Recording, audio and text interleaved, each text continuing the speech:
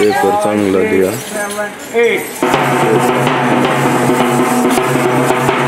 Paper चांगला, exam proper.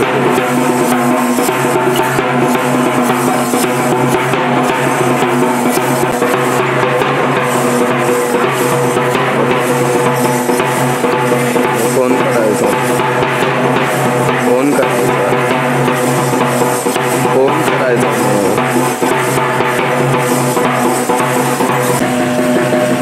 Bye,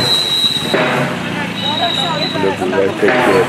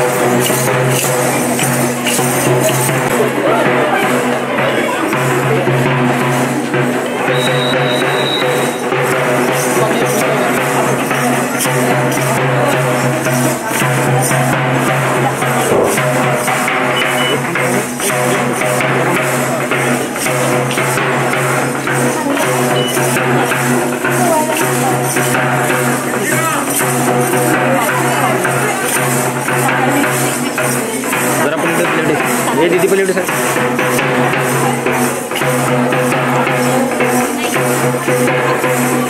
ये दीदी पहले उठे सर. पहले सर.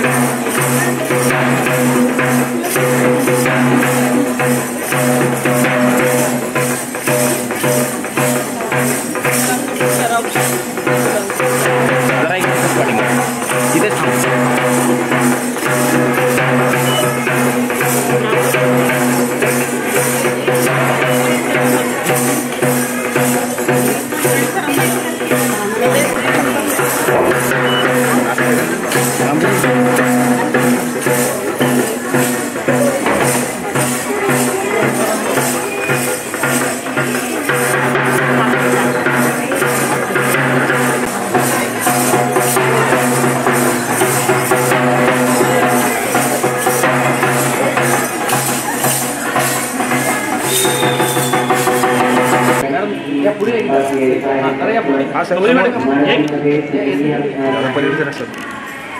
ज्यांना विविध स्पर्धांमध्ये पारितोषिके प्राप्त झालेली आहेत अशा विद्यार्थ्यांनी बैठक व्यवस्थेच्या कालापासून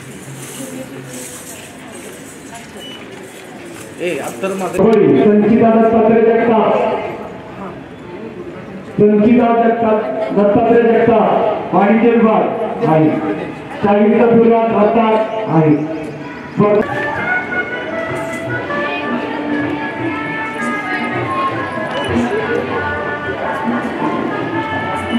पाहुण्यांचं जोरदार टाळ्यांच्या गजरा परत करूया.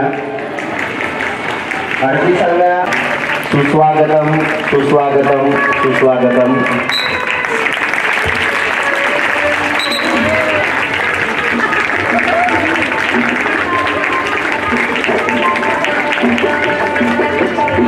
कुठल्याही शाळा महाविद्यालयामध्ये सर्वात महत्त्वाचा कार्यक्रम असतो तो म्हणजे वार्षिक पारितोषिक वितरण समारंभ. कारण वर्षभर विद्यार्थिनींनी ज्या विविध स्पर्धांमध्ये सहभाग नोंदवलेला असतो, पारितोषिक प्राप्त केलेली असतात, ती पारितोषिक या दिवशी विद्यार्थिनींना मिळणार असतात. आणि शिक्षण म्हणजे काय हे एका लेखकानं असं म्हटलेलं आहे इंग्रजीमध्ये, जयंती. ज्यांच्यामुळं आज आपण इथं या मंडपात उपस्थित आहोत अशा क्रांतिज्योती सावित्रीबाई फुले यांच्या प्रतिमेचंही पूजन मान्यवरांनी करावं असं मी विनंती करतो. प्रमुख अतिथींच्या हस्ते दीपप्रज्वलन होत आहे. एक छोटीशी ज्योत प्रतीक म्हणून काम करत असते. थोडासा का होईना पण अंधार दूर करत असते.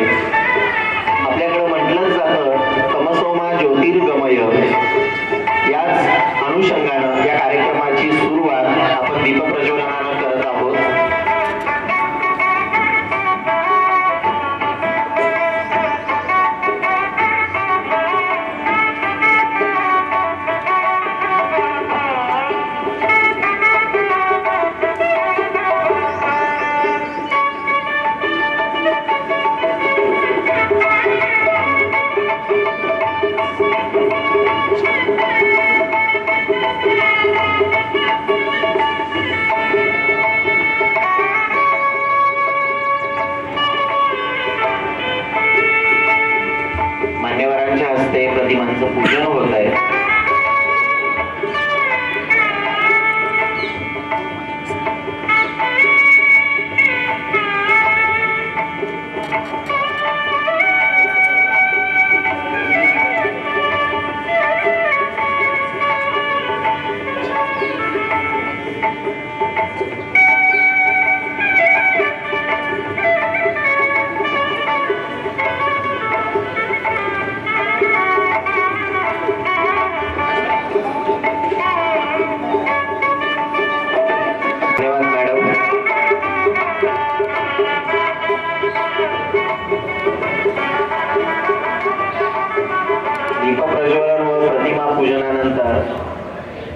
आपल्या महाविद्यालयाचे प्राचार्य अहिरे सर वार्षिक पारितोषिक वितरण समारंभ.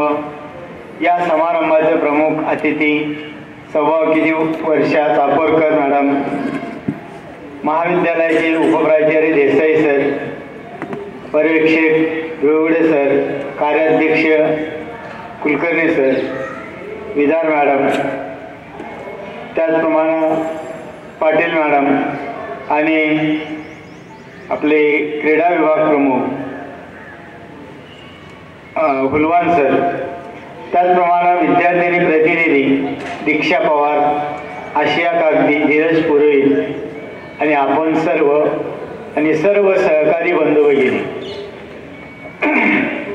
महाविद्यालयाची प्रगती ही उत्तरोत्तर वाढत चाललेली आहे. याचा प्रत्यय आपल्याला अहवालातून येणारच आहे. आजचं विशेष म्हणजे आज सावित्रीबाई फुले यांचा जन्मदिन. याला बालिका दिन म्हणून पण साजरा केला जात असतो. सावित्रीबाई फुले समाजसुधारक, शिक्षण तज्ञ, कवयित्री आणि भारतातील पहिल्या महिला शिक्षिका म्हणून ओळखल्या गेलेल्या आहेत. भारतातील महिलांचा अधिकार सुधारण्याची महत्त्वाची भूमिका बजावली. त्यांना भारतीय स्त्रीवादाची जननी मानलं जाते. या दिवशी विद्यार्थिनींचं कौतुक होतं, हेच खरं आमचं भाग्य आहे. आणि आपलं कौतुक करण्यासाठी चापोरकर मॅडम यांनी आपल्या शाळेमध्ये येण्याचं मान्य केलं. त्याबद्दल त्यांचं स्वागत आणि धन्यवाद. सुरुवात ही कधीही खडतर प्रवासातून होत असते, तेव्हाच आपल्याला बक्षिसाची आणि कौतुकाची किंमत कळत असते. हा दिवस म्हणजे विचारांची पर्वणी आहे.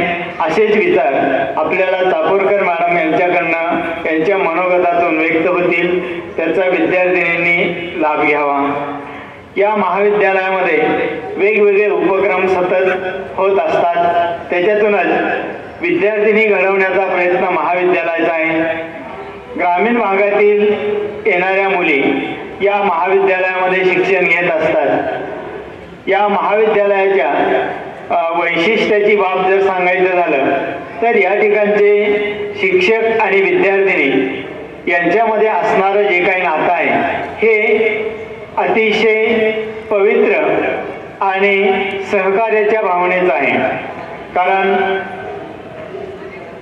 विद्यार्थिनी ह्या वेगवेगळ्या ग्रामीण भागातून येत असतात. त्यावेळेला त्यांना प्रवासाची सोय सगळ्यात महत्त्वाची आहे. आणि या प्रवासाच्या सोयीसाठी आमचे शिक्षक सदैव तत्पर असतात. आणि याचं कष्ट हे सुरुवातीपासून आपले उपप्राचार्य देसाई सर यांनी सुरुवात करून दिलेली आहे. आणि त्याची धुरा आता मल्हाडे सर सांभाळत आहेत. आणि ते मोफत बसपास या योजनेमध्ये कुठल्याही महाविद्यालयामध्ये महाराष्ट्रात पहिल्या दिवशी पास मिळत नसेल, पण या महाविद्यालयामध्ये पहिल्या दिवशी पास मिळतो.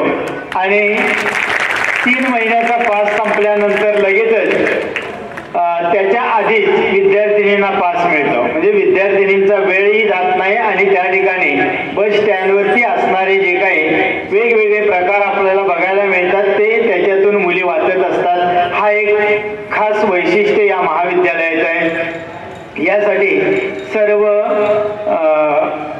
शिक्षक यांचं सहकार्य हे लाभत असतं.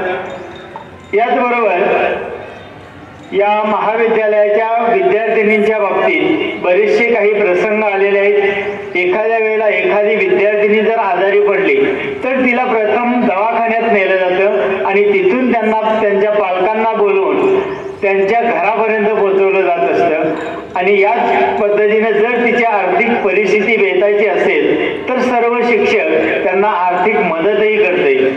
हे एक महत्त्वाचं आहे आणि हीच भावना, हीच आत्मीयता विद्यार्थिनींमध्ये सुद्धा आहे, शिक्षकांमध्ये सुद्धा आहे.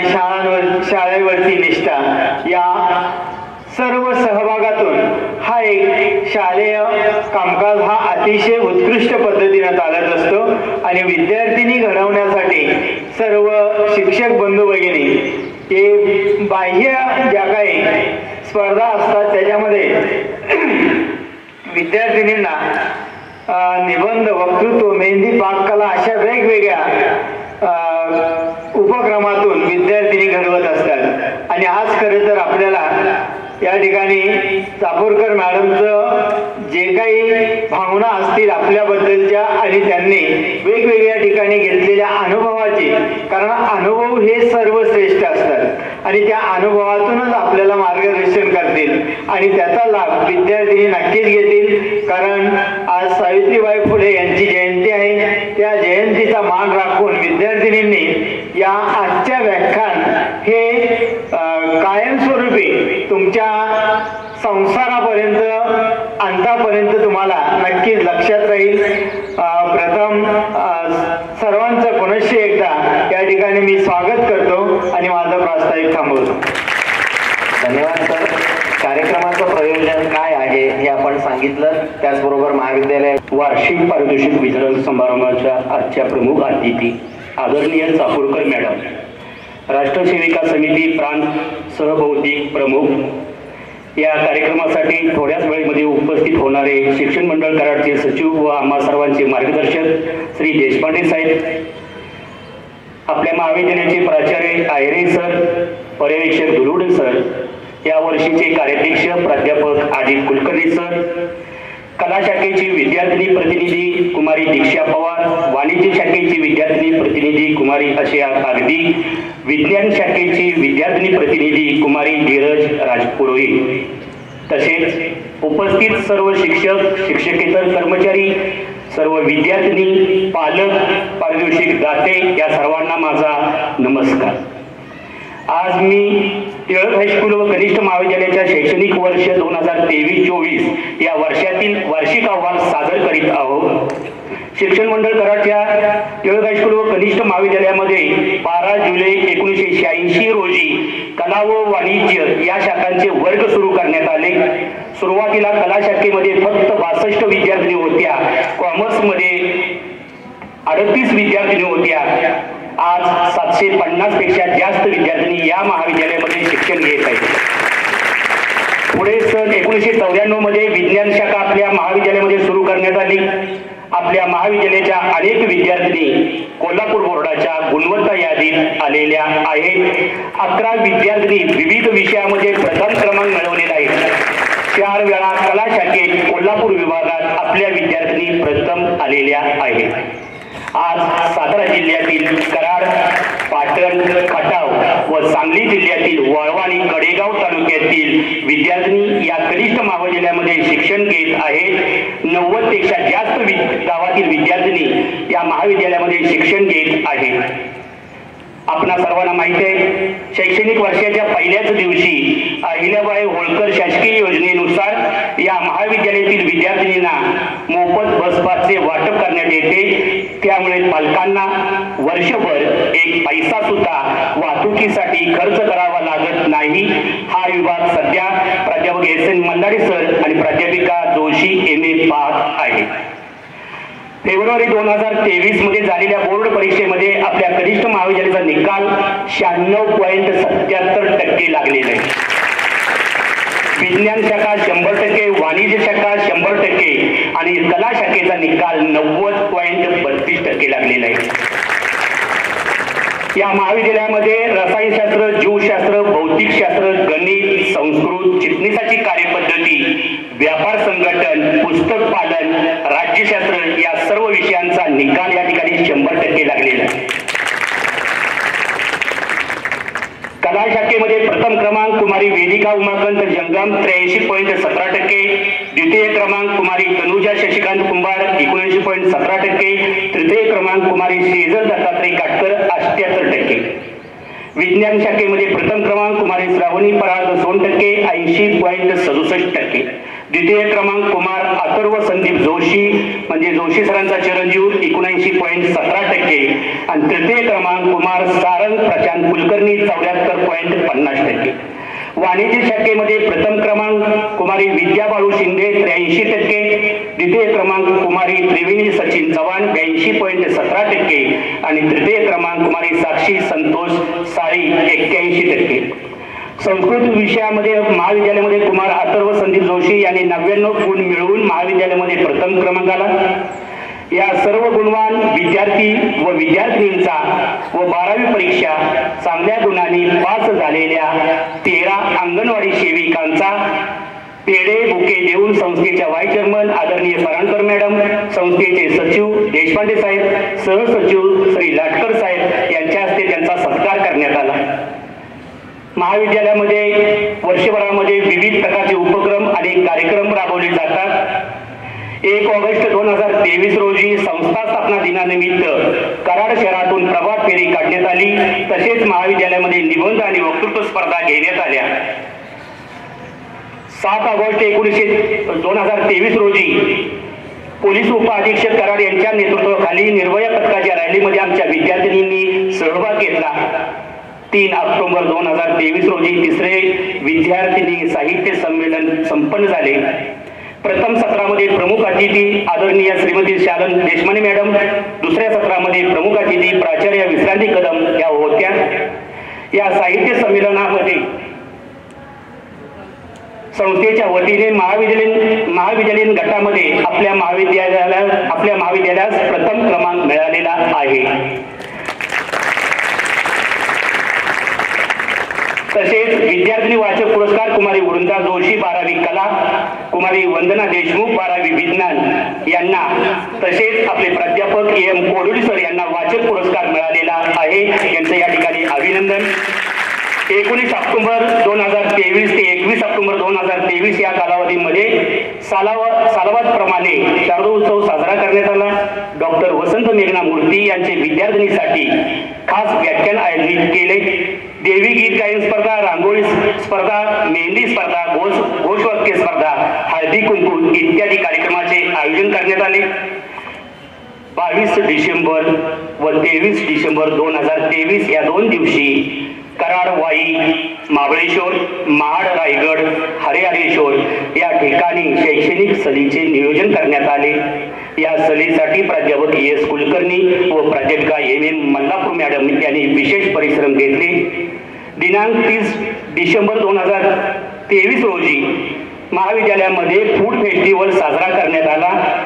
या कार्यक्रमाचे नियोजन प्राध्यापिका SS पाटील मॅडम यांनी केले. तारीख 20 व 21 डिसेंबर 2023 रोजी वार्षिक क्रीडा स्पर्धा संपन्न झाल्या.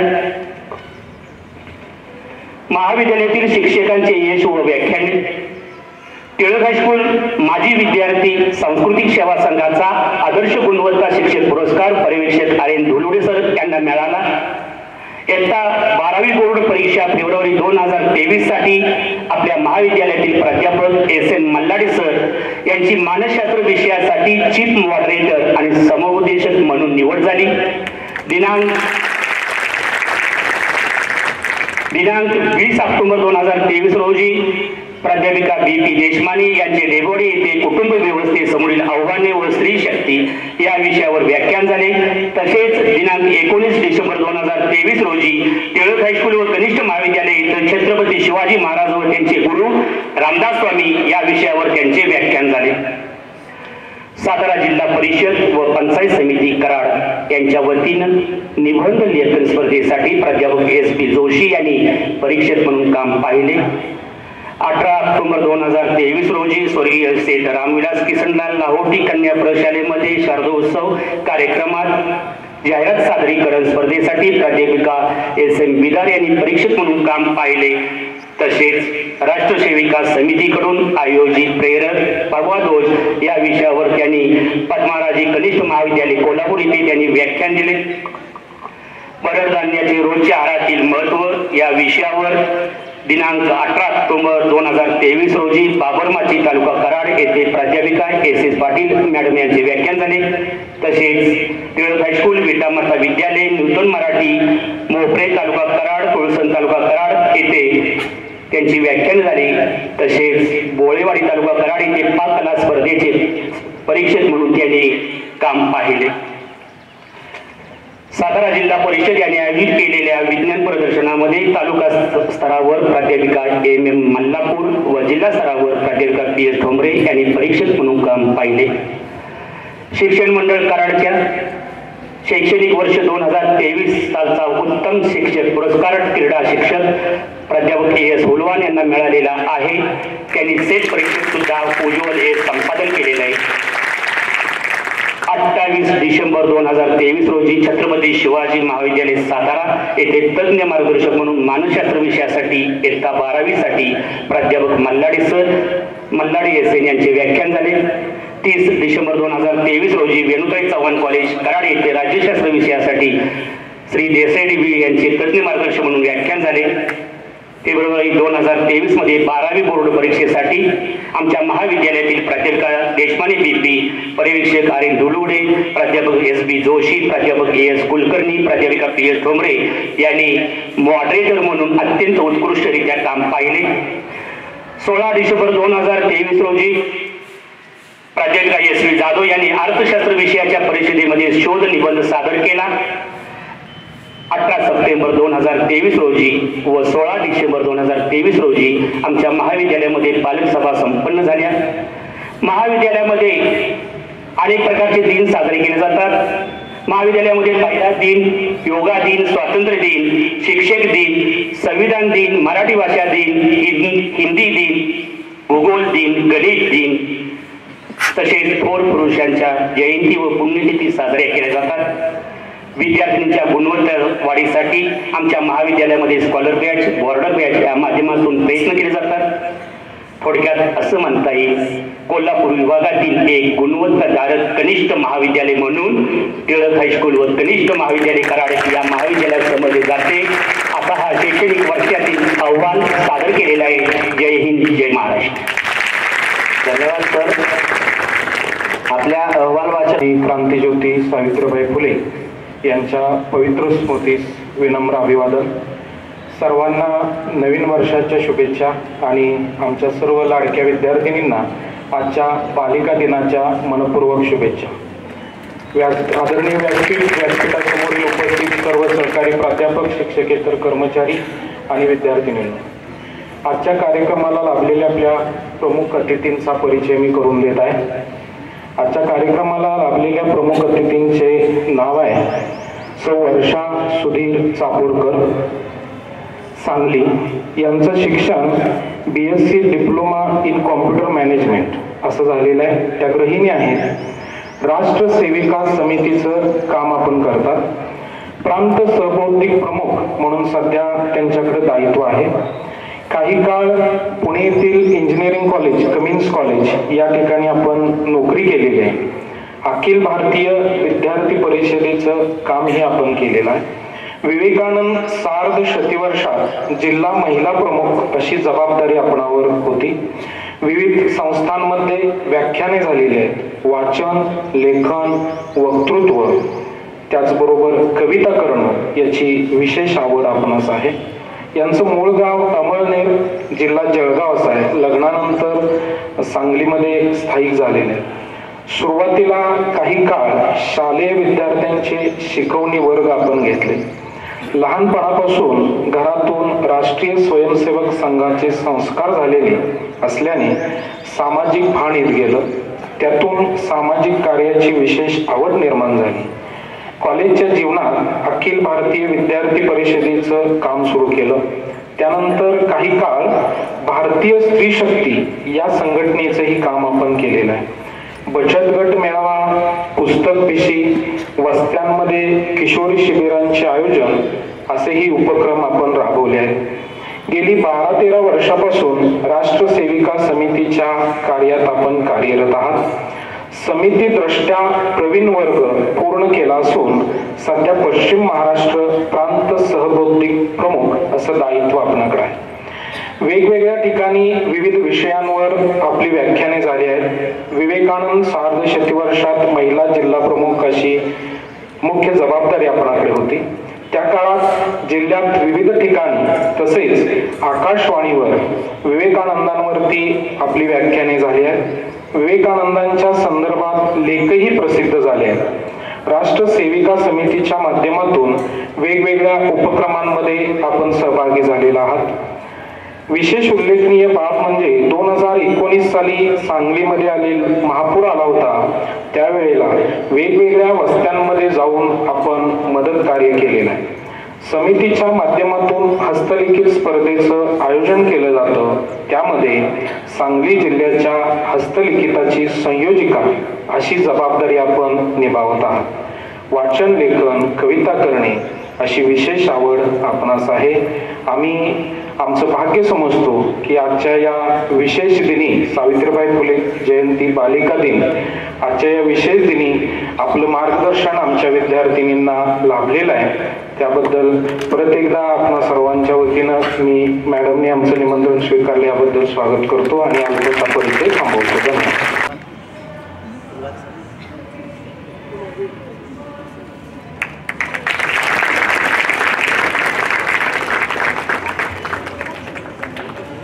प्राचार्य, उपप्राचार्य व पर्यवेक्षक यांच्या शुभ हस्ते आजच्या अतिथींचा सत्कार संपन्न होतो आहे.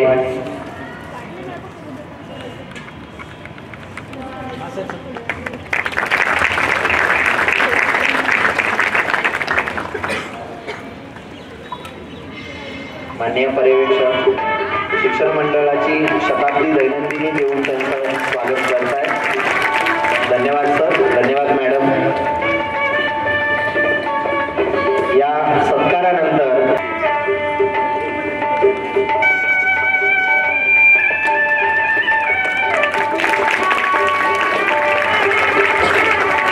अतिशय उत्तम असं बालिका दिनानिमित्त हे भित्तीपत्रक समाजशास्त्र विभागाच्या वतीनं केलेलं आहे. त्याचं प्रकाशन प्रमुख अतिथींच्या हस्ते झालेलं आहे. धन्यवाद मॅडम. प्राचार्य अहिरे सर, उपप्राचार्य देसाई सर, पर्यवेक्षक Kulkarni sir, Deshpande sir, Vidar madam, आपल्या विद्यार्थिनी प्रतिनिधी आणि सर्व माझ्या मैत्रिणींनो, शिक्षिकावृंद, सगळ्यांना मी सर्वप्रथम नमस्कार करते. आजचा दिवस खूप छान आहे. एक अशी ज्योत होती की जी स्वतः तेवत राहिली आणि त्या ज्योतीने असंख्य ज्योतींना तेववलं, त्यांना प्रज्वलित केलं. अशी ज्योत होती की तिने असंख्य ज्योतींना प्रज्वलित तर केलंच, पण त्याचबरोबर हा जो सगळा अंधकार होता, अज्ञानाचा अंधकार, तो अज्ञानाचा अंधकार दूर केला आणि आम्हा सर्व भगिनींना, मुलींना तिने एका तेजाकडे नेलं, ज्ञानाच्या, शिक्षणाच्या तेजाकडे नेलं. अशी मोठी क्रांती जिने घडवली. अशा ह्या क्रांती ज्योती सावित्रीबाई फुले यांना मी सर्वप्रथम अभिवादन करते, वंदन करते. आपण सावित्रीबाई फुलेंचं चरित्र वाचलं असेल, लहानपणी आपल्याला धडा असेल, थोडी थोडी माहिती असेल. सगळ्यांना माहिती की सुरुवातीला सावित्रीबाईंना काहीही लिहिता वाचता येत नव्हतं. त्यांनी माहेरून येताना एक छोटीशी पुस्तिका बरोबर आणलं होतं, एक छोटं पुस्तक आणलं होतं. खूप उत्सुकता होती त्यांच्या मनामध्ये की हे काय काय असतं. त्या नुसत्या चित्र बघायच्या, गुपचूप बघायच्या. त्या काळामध्ये मुलींना शिक्षणाची परवानगी नव्हती, पण त्यावेळेला त्या खूप उत्सुकता, काहीतरी जाणून घ्यायचं होतं, शिकायची उर्मी होती आणि अशा वेळामध्ये त्या पुस्तकातली चित्र नुसत्या बघत बसायच्या. त्यावेळेला ज्योतिबांना लक्षात आलं की हिला काहीतरी वाचायचंय, शिकायचंय, काहीतरी जाणून घ्यायचंय. आणि त्यांनी विचारलं, तुला इच्छा आहे का? तुम्ही सांगितलं हो हो, मला शिकायचंय, मला वाचायचंय, हे काय काय आहे सगळं ते जाणून घ्यायचं आहे. आणि मग त्यांना शिकवायला सुरुवात केली. पण त्यांनी तेवढंच केलं का? म्हणजे शिक्षण त्यांनी घेतलं त्यावेळेला कशाच्या उद्देशाने घेतलं होतं की मला हे पुस्तक वाचायचं आहे आणि तेवढ्यासाठी मी शिकते आहे. पण तिथे थांबल्या का सावित्रीबाई? थांबल्या नाही. स्वतः ज्ञान घेतलं, वाचायला शिकल्या, पण त्याचबरोबर त्यांना सगळ्या समाजातल्या त्यांच्या भगिनींची, त्यांच्याबरोबर इतर समाजात दिसणाऱ्या महिलांची जाणीव होती की मी तर शिकले आहे, मी तेवढंच नाही, मला माझ्यापुरतं नाही जगायचं, तर मला माझ्या या सगळ्या समाजासाठी जगायचं आहे. आणि म्हणून मग त्यांनी त्या सगळ्यांसाठी शाळा सुरू केली. शाळा सुरू केली ती सहजगत्या सुरू झाली का त्यांची शाळा? नाही झाली. त्यांना खूप खूप त्रास सहन करावा लागला. म्हणजे लोकांनी त्यांच्या अंगावर शेण टाकलं, चिखल टाकला.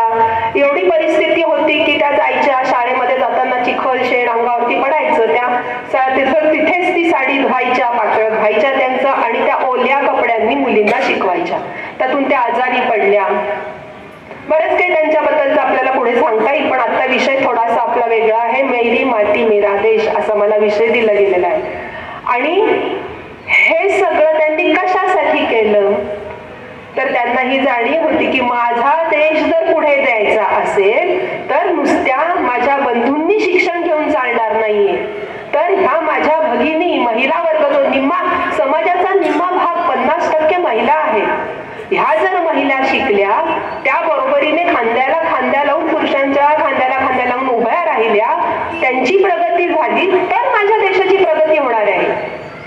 हे त्यांना पूर्णतः माहिती होतं. आणि म्हणून त्यांनी कितीतरी हाल अपेक्षा सहन केल्या, पण आपल्यासाठी काम केलं. त्यामुळे आपल्यावरती सगळ्यांवरती सावित्रीबाई फुलेंचे असंख्य उपकार आहेत की त्या होत्या, त्यांनी सगळा त्रास सहन केला, म्हणून आम्ही आज इथे आहोत.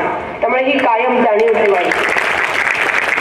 पण हेही लक्षात ठेवा, सावित्रीबाईंनी कशासाठी केलं? हा माझा देश आहे, या माझ्या देशासाठी हे मी काम करते.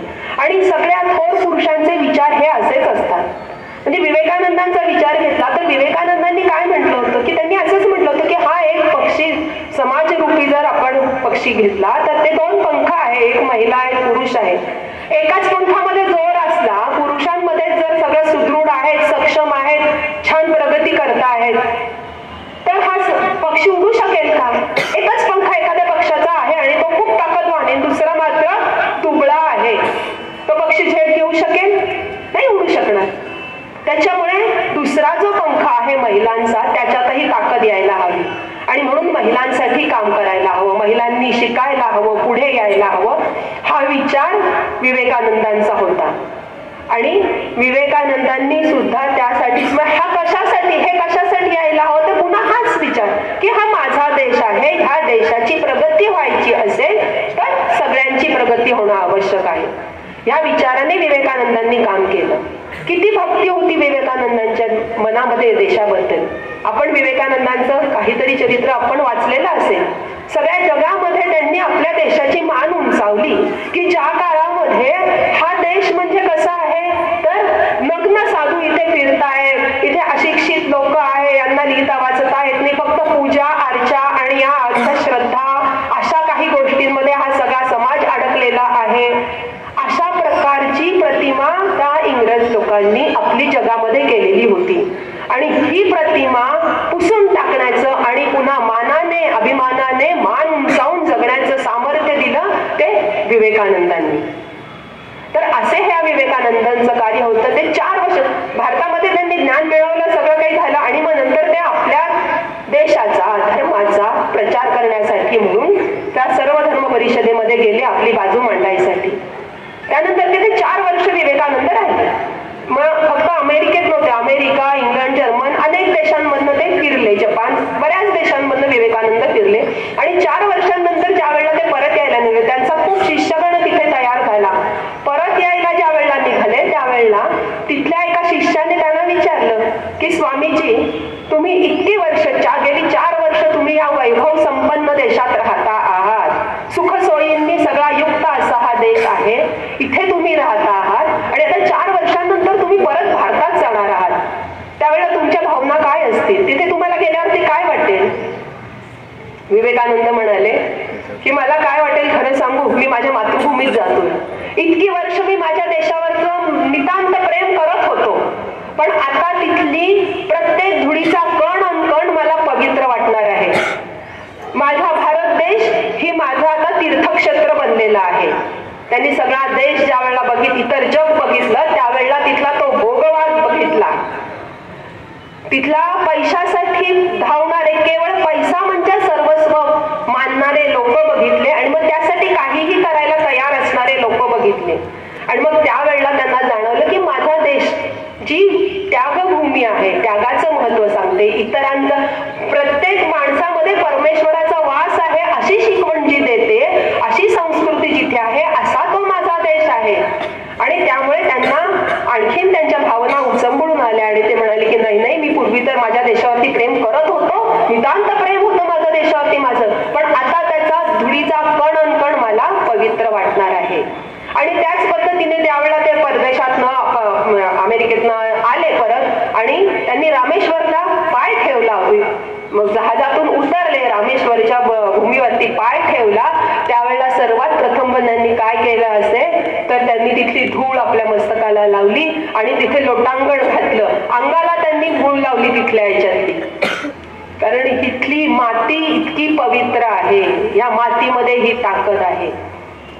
लोकांनी विचारलं की का हो स्वामीजी असं का करताय तुम्ही? त्यावेळेला त्यांनी सांगितलं की मी सगळीकडे बघून आलो, तिथला भोग बघितला, भोगवाद बघितला आणि मग मला माझ्या देशातलं आणखीन महात्म्य कळलेलं आहे. ही भूमी किती पवित्र आहे, इथली माती किती पवित्र आहे हे मला कळलं आणि म्हणून मी हे करतो आहे की मी तिथनं जे काही माझं त्या तिथल्या विचारांनी, तिथल्या सहवासाने जे काही मलिन झालं होतं माझं अंग, ते मी ह्या पवित्र मातीने स्वच्छ करतो आहे. ही एवढी महान माती आहे आमच्या भारतभूमीची. त्यावेळेला मग सगळ्या लोकांनी जय जयकार केला, त्यांनी सगळ्यांनी सुद्धा आपल्या मस्तकाला इथली माती लावली. अनेक क्रांतिकारक आपण बघितल्या असतील की त्यांना ज्या ज्या वेळेला अटक झालेली असेल इंग्रजांच्या विरोधात लढत असताना, त्या वेळेला कितीतरी क्रांतिकारकांनी मातीची मुठभर माती आपल्या बरोबर घेऊन गेलेले होते. फासावर लटकण्याच्या आधी त्यांनी आपल्या मस्तकाला त्या माती धारण केलेली होती, तिला नमन केलेलं होतं.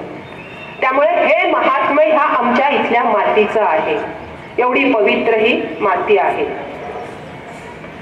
आपल्याला खूप वेळा आम्ही असताना, आता माझा परिचय करून दिला की विद्यार्थी परिषदेचं मी काम करत होते, त्यावेळेला आम्ही असा घोषणा द्यायचो की मद्रास हो, त्याला चेन्नई म्हणत नव्हतो, मद्रास हो या गुवाहाटी अपना देश अपनी मिट्टी, दिल्ली हो या साबरमती अपना देश अपनी माती. म्हणजे काय? ही माती म्हणजे माझा देश आहे. माती हे प्रतीक आहे. मध्यंतरी एक मोठं अभियान राबवलं गेलेलं होतं, मेरी माती मेरा देश. मुठभर माती घ्यायची. संबंध देशातल्या महाविद्यालयांमधनं ती प्रतिज्ञा घेतली गेलेली होती की एक मुठभर माती तुम्ही हातामध्ये घ्या आणि प्रतिज्ञा करा. 31 ऑक्टोबरला हा उपक्रम सगळ्या याच्यामध्ये राबवला गेलेला होता की मुठभर माती हातात घ्या आणि एकात्मतेची प्रतिज्ञा घ्या. माझ्या देशावरती माझं प्रेम आहे. ही माती आपण प्रतिज्ञा, शपथ कोणाची घेत असतो? जे मला अतिशय प्रिय आहे त्या व्यक्तीची. आई शपथ, आपण पटकन काय म्हणतो? आईची शपथ. म्हणजे काय? आई ही माझ्या सगळ्यात जवळची व्यक्ती आहे आणि मग मी तिची शपथ घेत असते. त्यामुळे मला जी सगळ्यात पवित्र वाटते, जी सगळ्यात माझ्या जवळची आहे, अशी काय आहे? ती माती आहे.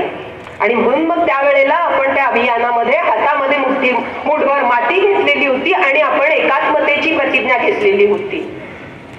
पण ही माती म्हणजे काय आहे? हे प्रतीक आहे. कशाचं प्रतीक आहे?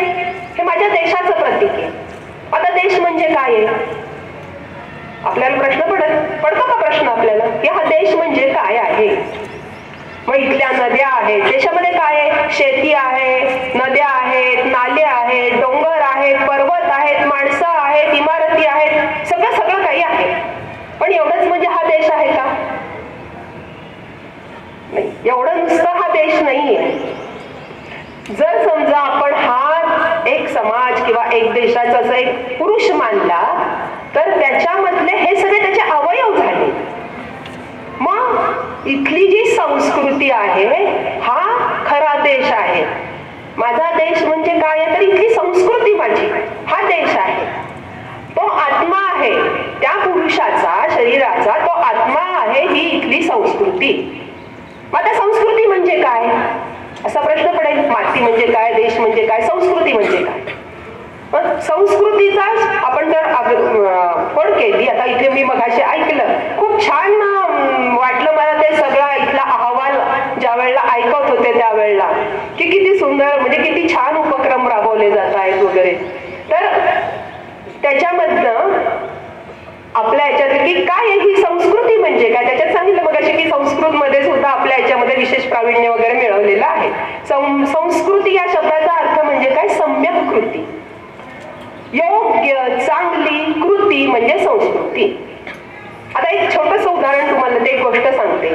आपल्याला बिस्मिल्ला खान माहिती आहे हो की नाही, की कुठल्याही कार्यक्रमाची सुरुवात बिस्मिल्ला खानांच्या शनाई वादनाने होते हो की नाही, की मग एक ते वादन सुरू झालं तेवढी एक रेकॉर्ड लावली तरी सगळ्या वातावरणामध्ये पवित्र वेळ सुरू व्हायला लागतात. आपल्या मनात वेगळे छान पवित्र विचार यायला लागतात. वातावरण एकदम बदलतं. असे ते शहनाई वादक बिस्मिल्ला खान, त्यांची ही गोष्ट आहे, त्यांच्या जीवनातला एक प्रसंग आहे. त्यांचं वादन अमेरिकेत झालं, त्यांचा कार्यक्रम बघितला आणि मग तिथल्या लोकांना त्यांची किंमत कळली. आणि मग असे आता मौल्यवान हिरे जसे वेचून वेचून नेले, इंग्रजांनी नेले, तसे हे नुसते हिरे म्हणजे हे व्यक्तिरूपी पण हिरेच आहेत, लपले रत्न आहेत ही. मग असे रत्न आपल्याकडे असायला हवं असं प्रत्येक देशाला वाटत असतं. तसं अमेरिकेने त्यांना सांगितलं की त्यांना ऑफर दिली की तुम्ही अमेरिकेमध्ये स्थायिक व्हा, तुमची सगळी व्यवस्था आम्ही करतो, तुमचं राहण्याचं खाण्याचं पाण्याचं काय असेल, सगळ्या काय व्यवस्था असेल ते आम्ही इथे खूप उत्तम रीतीने करू, का तुम्ही भारतात राहताय? तर ते म्हणले की नाही हो, मला शक्य नाही. काय अडचण काय आहे? तुमचा परिवार म्हणजे मी एकटा नाहीये हो. त्यांनी सांगितलं तुमचा परिवार आहे ना, सगळ्यांना घेऊन येऊया ना आपण. म्हणले नाही हो, म्हणजे तुम्हाला ते शक्य होणार नाही. अमेरिकेला वाटलं अरे आम्हाला शक्य होणार नाही म्हणताय, असून केवढा मोठा परिवार असेल? आमचा परिवार खूप मोठा आहे. म्हणले मोठा म्हणजे किती असणार आहे हो, आपण आणखीन एक विमान करूया तुमच्यासाठी, पण तुम्ही या. ते म्हणले नाही हो, तुमच्या विमानात सुद्धा माझा परिवार मावणार नाहीये. नंतर ते इथे आले, तो पत्रव्यवहार चाललेला होता. त्यांनी त्यांच्या अमेरिकेतल्या एम्बॅसीतल्या लोकांना पाठवलं, काही प्रतिनिधींना पाठवलं आणि त्यांना सांगितलं की त्यांना जरा त्यांची मनधरणी करा आणि असा हा मौल्यवान हिरा रत्न हे आपल्या देशात असायला हवं. ते लोक आले, त्यांना सांगितलं. आता बिस्मिल्ला खान राहत होते वाराणसीमध्ये, लहानपणापासून वाराणसीत त्यांचं आयुष्य गेलेलं. ते आले, त्यांना सांगितलं की नाही तुमचं किती फॅमिली मेंबर्स असून किती असणार आहे? 50 माणसं असतील. अहो आपण सगळ्यांना घेऊन जाऊया तिथे. ते म्हणले नाही हो. मग ते एका खिडकीपाशी घेऊन गेले आणि म्हणले ती समोर दिसते ना, तर तिथनं यमुना वाहत होती, गंगा वाहत होती गंगा. तर म्हटलं की ती दिसते की नाही, तर तिला तुम्ही नेऊ शकाल का हो? ती नदी दिसते ना, ही पवित्र, हा माझ्या हृदयात तिला स्थान आहे. हिच्या काठाशी बसून मी शिकलेलो आहे सगळं. ते रामेश्वराचं मंदिर आहे, ते घेऊन जाऊ शकाल तुम्ही? अमेरिकेमध्ये नेऊ शकाल? अहो माझी सकाळचा दिवस, माझा दिवस सुरू होतो तो तिथे जाऊन त्याची सेवा करून माझा दिवस सुरू होत असतो. त्याच्या समोर वादन केल्यानंतर माझा दिवस सुरू होतो. घेऊन जाऊ शकाल तुम्ही तिथे? नाही ना, मग मी नाही येऊ शकत तिथे. मग ही जी कृती आहे, ही जी भक्ती आहे, ती सम्यक कृती. याला मध्ये कुठल्याही धर्माचा, पंथाचा, जातीचा संबंध नाहीये. हा भाव, माझी माती, हा माझा देश, हा जो भाव आहे तो बिस्मिल्ला खान यांच्या मनामध्ये होता. आणि म्हणून मग असे रत्न आपल्या देशामध्ये. या थोड्या मोठ्या पुरुषांची आपण नुसती चरित्र वाचायची का? नुसतेच आठवणी काढायच्या का? करमणूक म्हणून नाही करायचं आपण ते मी माझ्याशी रिलेट करून पाहायचं, मला लावून बघायचं. अरे माझं वागणूक कशी आहे का? माझ्यात किती 1/1000 जरी आला ना थोडासा त्यांच्या याच्यातला भाग माझ्या जीवनामध्ये, तरी मी धन्य झाले. हा भाव आपल्यामध्ये ज्यावेळेला हे सगळं आपण वाचत असतो, ऐकत असतो, त्यावेळेला असायला हवा. केवळ वाचलं, बघितलं, सोडलं असं नको करायला. तर अशी ही संस्कृती जपणं हे कोणाच्या हातात आहे? हे आमच्या हातात आहे. आता आपला भारत देश 140 कोटी लोकसंख्या असलेला देश आहे आणि आपण असं म्हणत होतो की 2020 साली सगळ्यात ताकदवान आमचा देश असणार आहे. म्हणजे काय असणार आहे? सगळ्यात ताकदवान म्हणजे काय? शस्त्रास्त्र संपन्न असणार आहे. जगामध्ये तर आहेत, आपल्यापेक्षा चीनकडे भरपूर शस्त्रास्त्र असतील, अमेरिकेकडे तर आहेत, रशिया, खूप आहेत देश. पण मग आमच्या याच्यामध्ये ताकद सगळ्यात जास्त काय आहे? तर सगळ्या जगामध्ये सगळ्यात अधिक तरुणांची संख्या आमच्या देशात त्यावेळेला असणार आहे. मग ही तारुण्याची ताकद आहे. तारुण्य म्हणजे काय? नुसतं वयाचे 16 वर्षानंतर 16 ते 35 म्हणजे तरुण असं होतं का? तरुण म्हणजे तरुणाची व्याख्या एवढी सीमित आहे का? तरुण म्हणजे काय? की जो उत्साहाने सळसळतो आहे. तारुण्य म्हणजे ऊर्जा, तारुण्य म्हणजे ताकद, तारुण्य म्हणजे शक्ती, तारुण्य म्हणजे पॉवर. ही शक्ती आता तुमच्यामध्ये आहे. मग ही शक्ती कुठल्या मार्गाने लावणार आपण?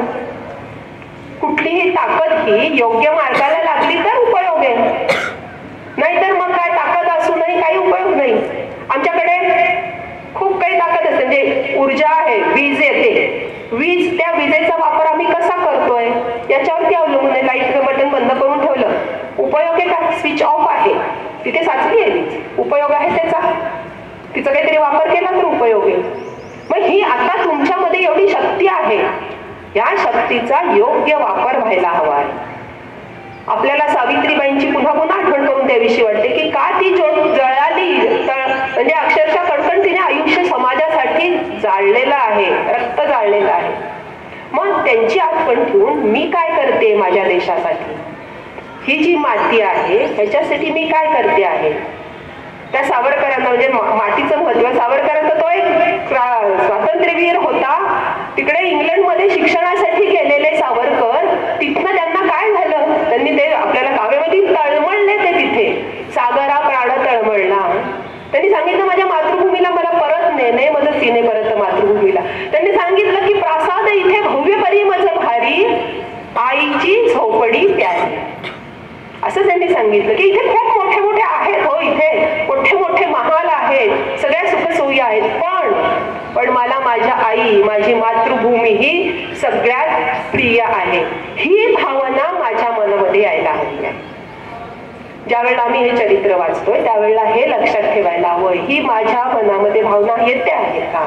मग त्याच्यासाठी मला काहीतरी निर्माण करावं लागेल, काही नियम पाळावे लागतील. देशभक्ती म्हणजे तरी काय असते?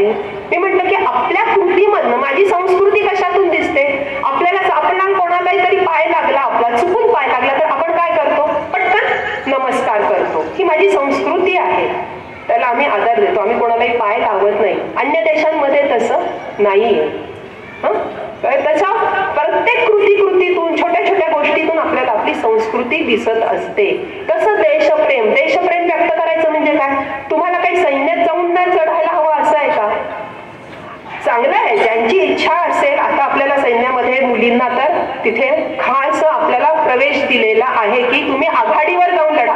पूर्वी पण होतं, पण कुठं होतं? फक्त आपण सेवा ह्या भागामध्ये महिला होत्या, पण आता नाहीये. तुम्ही आघाडीवरती जाऊन लढा, इथपर्यंत आपल्याला आता परवानगी मिळालेली आहे, संधी मिळालेली आहे. त्यामुळे ज्यांची इच्छा आहे त्यांनी अवश्य सैन्यात जावं, नक्की जावं, तशा पद्धतीने तयारी करावी.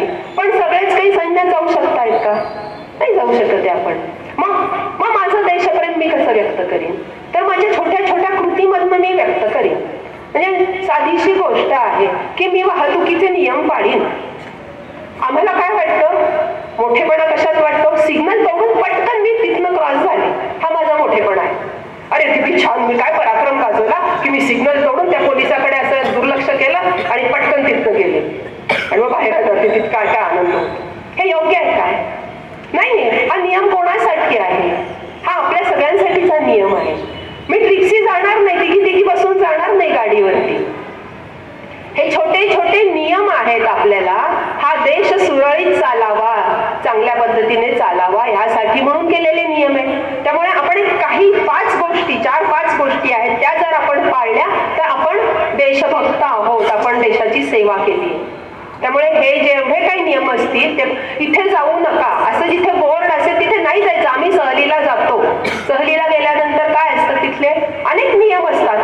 कचरा टाकू नका, इकडे जाऊ नका. म्हणजे आता परवाचीच घटना टीव्हीवरती बघितली. कर्नाटकात काही तरुण ट्रिपला गेले होते आणि ते कुठल्या त्या जंगलामध्ये त्यांनी सांगितलं होतं की याच्या पुढे प्रवेश नाहीये, त्या ठराविक एरिया नंतर पुढे प्रवेश नाही असं तिथे पाटी होती. तरी सुद्धा ह्या तरुणांना तो नियम मोडण्यातच त्यांना फार पौरुषत्व वाटलं आणि ते नियम मोडून जंगलामध्ये आत गेले. आत गेल्यावरती झालं काय?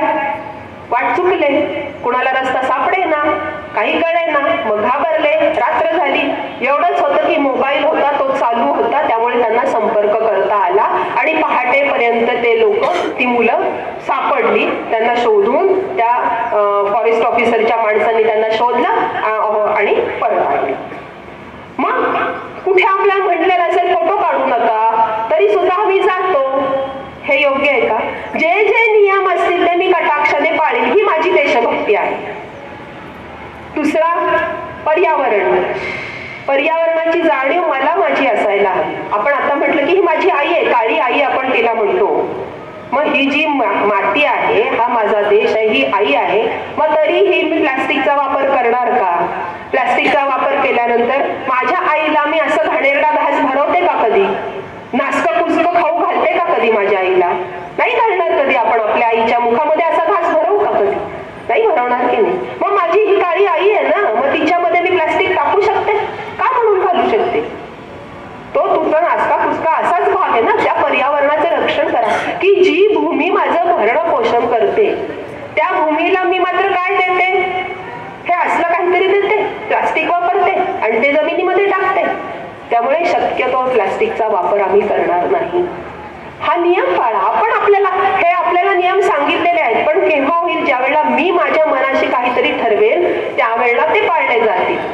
त्यामुळे हा नियम आपण पाळायला पाहिजे. की आपण म्हणतो एका गाण्यामध्ये की देश हमें देता है सब कुछ, हम भी तो कुछ देना सीखे. हा समाज, हा देश मला सगळं काही देतोय. हा समाज आहे म्हणून मी आहे, हा देश आहे म्हणून मी आहे. माझं पालन पोषण, उदरभरण, काय जे काय असेल ते सगळं इथून मिळतंय मला. आणि मी काय देते त्याला? त्या देशाला आम्ही काय देतोय? तर आम्ही असं प्लास्टिकचा घास भरवतोय. आम्ही सगळीकडे नद्या नाल्यांमध्ये, म्हणजे इतके नियम कसे पाळत नाही की निर्माल्य पवित्र आहे, ठीक आहे ना, ते तुम्ही तुमच्या बागेमध्ये एखाद्या कुंडीमध्ये कुजवा, त्याचं खत करा, ते झाडाला घाला. पण काय करतात?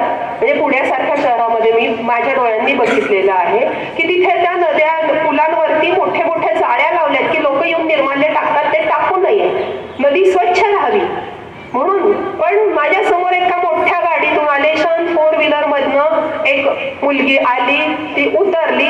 काहीतरी गणपतीचे दिवस नुकतेच झालेले होते, निर्माल्यांनी पिशवी भरलेली होती, उंच अशी ती जाळी होती की असं तर काही टाकता येणार नाही.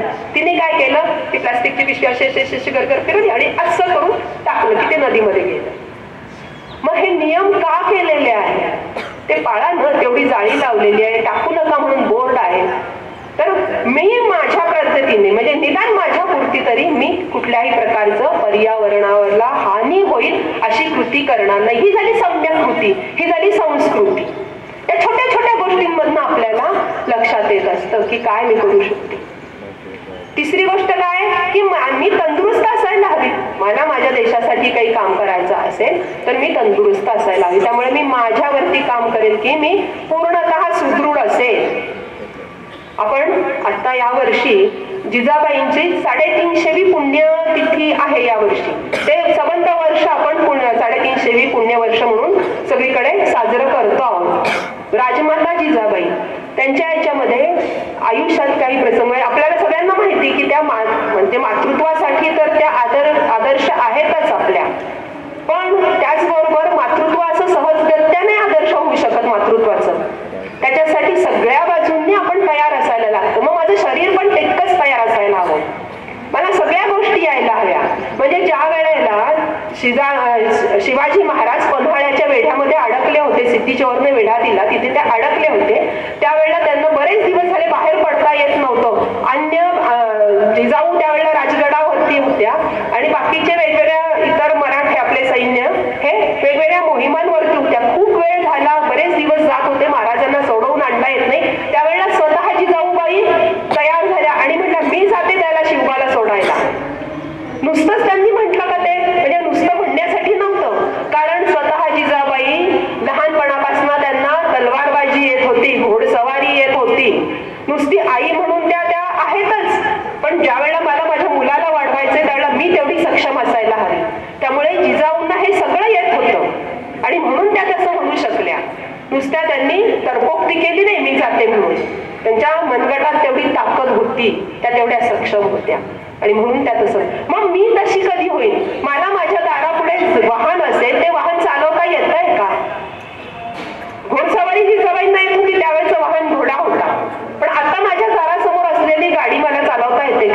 दुरुस्ती करता येते का? गाडी चालवता येते आहे, पण मध्येच बंद पडली तर माझ्या मनगटात तेवढी ताकद आहे लोटून देण्या इतकी? आपण काय करतो, गाडीसाठी वडिलांकडे हट्ट करतो, मला गाडी हवी, पण मध्येच ती बंद पडली तर आपण, बाबा माझी गाडी बंद पडली, येता का? लगेच त्याला फोन करतो, दादा येतो का? किंवा मग रस्त्यावरती कोणाला तरी चाललेलं असं, हो दादा जरा घेऊन जा ना, एवढी मदत करा ना. हे रिक्वेस्ट आपण त्यांना करतो. का आपण असं करतो? कारण आमच्या मनगटात ताकद नाही ना थोडंसं तिथपर्यंत नेण्याची. मग ही ताकद तुम्हाला मिळवायला, हे जे आदर्श आहेत, ती हिरकणीची गोष्ट काय उगाच आहे का? हिरकणी रात्रीतनं त्या कड्यावरनं खाली आली, बाळासाठी म्हणून आली ती, कारण तिला त्याबद्दल प्रेम होतं, आपुलकी होती. मला माझ्या देशाबद्दल असं आतून वाटत असेल तर माझ्याकडनं कुठलीही वावगी कृती होणार नाही, आणि त्याचबरोबर मी मला सुद्धा घडवत जाईल. म्हणजे ज्यावेळेला मेरी माती मेरा देश असा विचार होत असतो ना, त्यावेळेला त्याच्या भोवती हे सगळे विचार की हा देश माझा आहे, ही भावना माझ्या मनामध्ये असेल तर मी त्याच्यासाठी वाटेल ते करायला हवे. मग माझी देशभक्ती काय, तर मी जे जे करेन ते प्रामाणिकपणे करेन, मी कुठेही भ्रष्टाचार करणार नाही. माझं जे काम आहे ना, मी शिक्षिका आहे ना, तर मी उत्तम रीतीने शिक्षिकेचं काम करीन, त्याच्यात चालढकल करणार नाही. मी डॉक्टर होणार आहे, मी समाजाची जाणीव ठेवेल, कुठल्याही वाममार्गाने पैसा कमवणार नाही किंवा त्या पेशंटला लुबाडणार नाही, चुकीचा सल्ला देणार नाही. मी इंजिनियर होईल तर उत्तम बांधकाम मी करेन, कुठेही पूल पडला, कुठला तरी जे काय मटेरियल वापरलं, हलक्या प्रतीचं वापरलं, असं मी करणार नाही. मी गृहिणी आहे, मी गृहिणी ना, तर मी माझी पुढची पिढी उत्तम घडवीन, त्यांच्यावरती चांगले संस्कार करेन. ह्याचा मी ज्या भूमिकेमध्ये असेल ती भूमिका मी उत्तम रीतीने पार पडीन, प्रामाणिकपणे पार पडीन. परदेशात गेल्यावरती सुद्धा माझ्या देशाला खाली मान घालावी लागेल अशी कुठलीही कृती मी करणार नाही. तिथला एक प्रसंग असा सांगता येतो की एका ठिकाणी एका आमच्या कार्यकर्तीने सांगितलेला प्रसंग आहे की तिला त्यांनी सांगितलं, एका मुलाची आई होती, तिचा मुलगा परदेशात होता आणि ती आई म्हणाली की मला 5 रुपयाची काही नाणी हवी आहे, 100 रुपये घ्या आणि 5-5 रुपयाची नाणी द्या. त्यांना वाटलं की अरे का बरं तुम्ही नाही मी आता मुलाकडे जाणार आहे ना, अमेरिकेत जाणार आहे, तर मला 5-5 रुपयाची नाणी द्या. ते म्हणलं अरे अमेरिकेमध्ये हे नाणं चालणार नाहीये, तिथे डॉलर असतात, तर तुम्हाला कशासाठी हवे? नाही हो, तिथे गेल्यावरती कसं आहे ना, तिथे ठिकठिकाणी कॉफीचे मशीन असतात, चहाचे मशीन असतात, आणि ना तिथे डॉलर मधनं आपल्याला तिथे डॉलर दिले काही की टोकन मिळतं, आणि टोकन आपण त्या मशीन मध्ये टाकलं की आपल्याला कपभर चहा, कॉफी काय हवं असेल, कोल्ड्रिंक काय हवं असेल ते आपल्याला त्याच्यातून मिळतं. तर काय आहे, ते जे ते टोकन आहे ना, ते आपल्या 5 रुपयाच्या नाण्यासारखं सेम तसंच. त्यामुळे हे 5 रुपयाचं नाणं त्याच्यात टाकलं की आपल्याला पैसे तिथनं ते मिळतं, आणि ते डॉलर मधनं देण्यापेक्षा हे किती कमी किमतीचं आहे आपल्याला, त्याच्यामुळे हे परवडतं. हो, ती म्हणाली, आमची जी सेविका होती, कार्यकर्ती म्हणाली, अहो ताई ठीक आहे तुम्ही तिथे जाल, मग नंतर ते सगळं झाल्यानंतर सगळे ते गोळा करत असतील की नाही तिथले टोकन सगळे, पण टोकन गोळा करताना त्याच्यात काय सापडेल? आपलं 5 रुपयाचं नाणं सापडेल. मग 5 रुपयाचं नाणं सापडल्यावर ते कुठल्या देशाचं आहे ते बघतील, मग हे भारताचं आहे हे कळेल. म्हणजे मग काय होईल, कोणाची तुम्ही टाकलेलं कळणार नाही होते, कोणी टाकलं हे कुठे कळतंय, पण कुठल्या देशाचं हे नक्की कळतंय. मग मान कोणाची खाली घातली जाईल, कोणाचा अपमान होईल? आपल्या देशाचा. भारतातले लोक हे असे आहेत. मग मी जिथे जिथे जाईल तिथे तिथे माझ्या देशाकडे सन्मानाने बघितलं जाईल, अशा पद्धतीची माझी वागणूक असायला हवी. ही म्हणजे देशभक्ती झाली, ही म्हणजे या मातीची सेवा झाली. त्याच्यामुळे आपल्या प्रत्येक कृतीमध्ये आपण हा विचार करायला हवा, ही आमची संस्कृती जपायला हवी. आपली संस्कृती अनेक याच्यात, मी मगाशी एक उदाहरण दिलं की पटकन आपण नमस्कार करतो, वसुधैव कुटुंबकम असं आपण म्हणत असतो. आपण म्हणतो की जगा आणि जगू द्या, कोणावरती आपण आक्रमण करत नाही, तर आपण आपला देश चांगला ठेवतो आणि तुम्ही पण सुखाने नांदा, आम्ही पण सुखाने नांदतो, अशी आपली ही प्रवृत्ती आहे. आणि म्हणून ही संस्कृती वाचायला हवी आहे. जर हा जग वाचवायचं असेल तर आम्हाला ही आमची भारतीय संस्कृती टिकवायला हवी आहे, नाही तर मग आपापसात भांडून बघून एकमेकांवरती आक्रमण करून होईल. आमची संस्कृती प्रत्येकात परमेश्वर बघण्याची आहे. ही संस्कृती आम्ही टिकवायची. कोणी टिकवायची? तर ती तुम्ही आम्ही टिकवायची आहे. आपला देश किती महान आहे की मला एक श्लोक आठवतो की बहु सुकृते भारती जन्म झाला. खूप पुण्य मिळवलंय आम्ही, म्हणून आमचा इथे भारतासारख्या देशामध्ये जन्म झालेला आहे. मिळे तुष्टी पुष्टी तनाला मनाला, की कसा आहे हा देश, तर त्याच्यामुळे आमचं पोषण होतं. कशाचं? तनाचं म्हणजे शरीराचं आणि मनाचं. अन्य ठिकाणी शरीराचं पोषण होतं हो, पण मनाचं इतर देशामध्ये पाश्चात्य देशांमध्ये मनोरुग्णांची संख्या खूप जास्त आहे. कारण काय आहे? तिथे फक्त मी, माझं घर, माझं करिअर ह्याच्याचकडे लक्ष असतं. समाजाची जाणीव नाही किंवा माझं कुटुंब हे सुद्धा, याची सुद्धा जाणीव नाही. 18 वर्षाचं झालं की बाहेर पडणार तो. मग तू तुझं काय करायचं ते कर. आमचे आई वडील तसं नाही करत. आम्हाला सांभाळतात, तुझ्या पायावरती उभं राहीपर्यंत सांभाळतात. मग आम्ही पण आमच्या आई वडिलांना सांभाळतो. तिथे तसं होत नाही. तिथे ते बाहेर पडतात 18 वर्षानंतर, मग नंतर आई वडील वृद्धाश्रमात जातात, एकटे राहतात, असं काहीतरी होतं. मग हे व्हायला नको असेल तर आम्हाला ही आमची संस्कृती जपायला हवी आहे. या संस्कृतीचा अभिमान बाळगायला हवा आहे.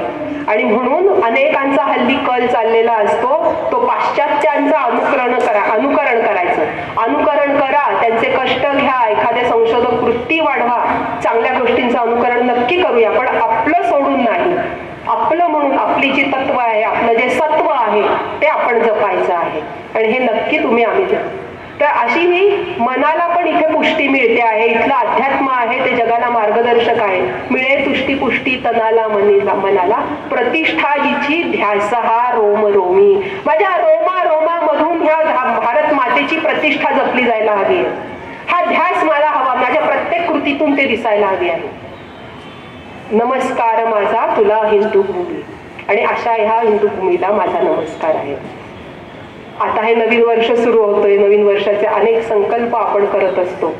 त्यातलाच आपण आता हा संकल्प करूया की आता मी येणाऱ्या पुढच्या आयुष्यामध्ये मी कुठल्याही प्रकारे माझ्या मातृभूमीला त्रास होईल, माझ्या काळ्या मातीला त्रास होईल असं कुठलंही वर्तन मी करणार नाही. मी सगळे नियम पाळेल, मी व्यायाम करून सक्षम बनेल. असे काही थोडेसे आपण आपल्यालाच नियम घालून घेऊया आणि आपण स्वतः तर डेव्हलप होऊया, मोठे होऊच या, पण त्याचबरोबर आपल्या देशाचंही नाव उज्ज्वल करूया. आता मी अहवालात वाचलं, ऐकलं, सगळं अहवाल ऐकत असताना खूप छान वाटलं की किती सुंदर कॉलेज आहे इथलं, की जिथे किती काळजी घेतली जाते आहे की पहिल्या दिवशी तुम्हाला पास मिळतो. 80 गावातनं विद्यार्थिनी येतात, साधारण 80 गावातनं विद्यार्थिनी येतात. बाहेर येणाऱ्या विद्यार्थिनींची किती काळजी नाही, तर तिथे रांगा लावून मुली उभ्या असतात पास मिळवण्यासाठी. पण इथे तुम्हाला इथे मिळतोय, ही काळजी घेतली जाते. शिक्षक स्वतः तर आपला विकास करतातच आहेत, पण त्याचबरोबर तुमच्या विकासाकडे त्यांचं लक्ष आहे. त्याच्यामुळे अशा ह्या छान वातावरणामध्ये तुम्ही इथे आलेला आहात, शिकता आहात, त्यावेळेस पूर्णतः आपलं लक्ष याच्यावरती केंद्रित करून आपण विकसित होऊया, आपल्या देशालाही विकासाच्या मार्गावर नेऊया. आता आपल्याला अनेकींना छान पारितोषिकं मिळाले, त्या सगळ्यांचं मी अभिनंदन करते. नवीन वर्षाच्या खूप खूप शुभेच्छा देते आणि थांबते. धन्यवाद.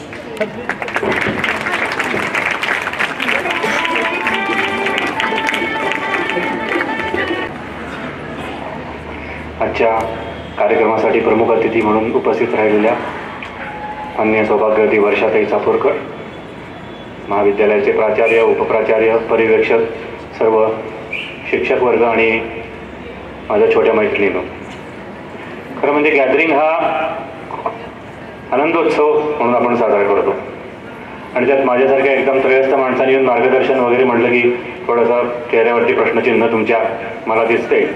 तर मार्गदर्शन करण्यापेक्षा मी वर्षाताईंच्या भाषणामध्ये शेवटी जो एक मुद्दा आला त्याचं थोडंसं विवेचन करेल 2 मिनिटांमध्ये. आणि सर्वप्रथम तुमच्यातल्या ज्यांनी अकॅडमिक्समध्ये असेल, क्रीडा विभागात असेल, निरनिराळ्या ॲक्टिव्हिटीजमध्ये असेल, ज्यांनी बक्षिसं मिळवली त्यांचं मनापासून अभिनंदन करतो, संस्थेच्या वतीनेही अभिनंदन करतो. आणि माझी एक गोष्ट तुम्हाला याबद्दल बरोबर अजून एक सांगतो की एस के कुलकर्णी, प्राध्यापक एस के कुलकर्णी म्हणून इस्लामपूरचे होते. तर ते असे व्यासंगी प्राध्यापक होते, नंतर वयोपरत ते प्राचार्यही झाले. तर ते भाषणासाठी असेच पाहुणे म्हणून अनेक ठिकाणी जायचे. त्यांना जेव्हा आपण विचारायचो की सर काय विषयावरती मार्गदर्शन कराल, काय विषयावर तुम्ही बोलाल, तर ते पहिला विषय सांगायचे दुसऱ्याचे दुःख. तर विषय ऐकल्यानंतर सगळ्यांनाच असं वाटतं दुसऱ्याचं दुःख म्हणजे नेमकं काय, की दुसऱ्याला होणारं दुःख का. ते म्हणायचे दुसऱ्याचं दुःख म्हणजे दुसरा नंबर येणाऱ्याचं दुःख. आणि ते फक्त दुसरा नंबर येणाऱ्यालाच माहिती असतं. बरोबर आहे की नाही. त्यामुळं खरं म्हणजे पहिल्या नंबरने दुसऱ्या नंबरचे आभार अशासाठी मानायला पाहिजेत की दुसरा नंबर नसता तर त्याचा पहिला नंबर आला नसता. त्यामुळं ज्यांनी विजय मिळवला, ज्यांनी बक्षिसं मिळवली आहेत, ज्यांनी यश मिळवले, त्यांच्याबरोबर ज्यांनी भाग घेतलाय त्यांचाही मनापासून आभार. कारण तुम्ही जर भाग घेतला नसता तर विजेते झाले नसते.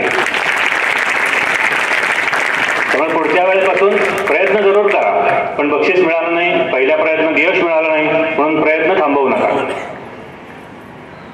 आणि मी जसं आत्ता म्हणलं की वर्षाताईंचं भाषण मी मनापासून ऐकलं जेवढा वेळ होतो. ते खूप छान बोलल्या. तुमच्या वयाच्या मुलींना ज्या औषधाची गरज होती ती अतिशय शुगर कोटेड, ज्यामध्ये संस्कार, संस्कृती, देशप्रेम, शिस्त, काय टाळायचं, काय आत्मसात करायचं याचं तुम्हाला अतिशय सोप्या शब्दामध्ये चांगल्या उदाहरणासहित त्यांनी अतिशय उत्तम मार्गदर्शन केलं. त्यांचं जो शेवटी त्यांनी जे एक श्लोक सांगितला त्यातल्या शेवटच्या ओळीचं फक्त मी विवेचन करेन की त्यांनी जो मला आता पूर्ण तो आठवत नाही, पण शेवट त्याचा असा होता की नमस्कार माझा तया हिंदू भूमी, असा काहीतरी मला वाटतं त्याचा शेवट होता. तर त्याचं थोडंसं विवेचन मी मुद्दामून करतो, कारण कित्येक वेळेला हिंदू हा जो शब्द आहे या शब्दाबद्दल बऱ्याच वेळेला प्रश्नांकित नजरेनं त्याच्याकडे बघितलं जातं आणि त्याचा जो रंग आहे त्याच्याऐवजी दुसऱ्याच रंगामध्ये तो बघितला जातो.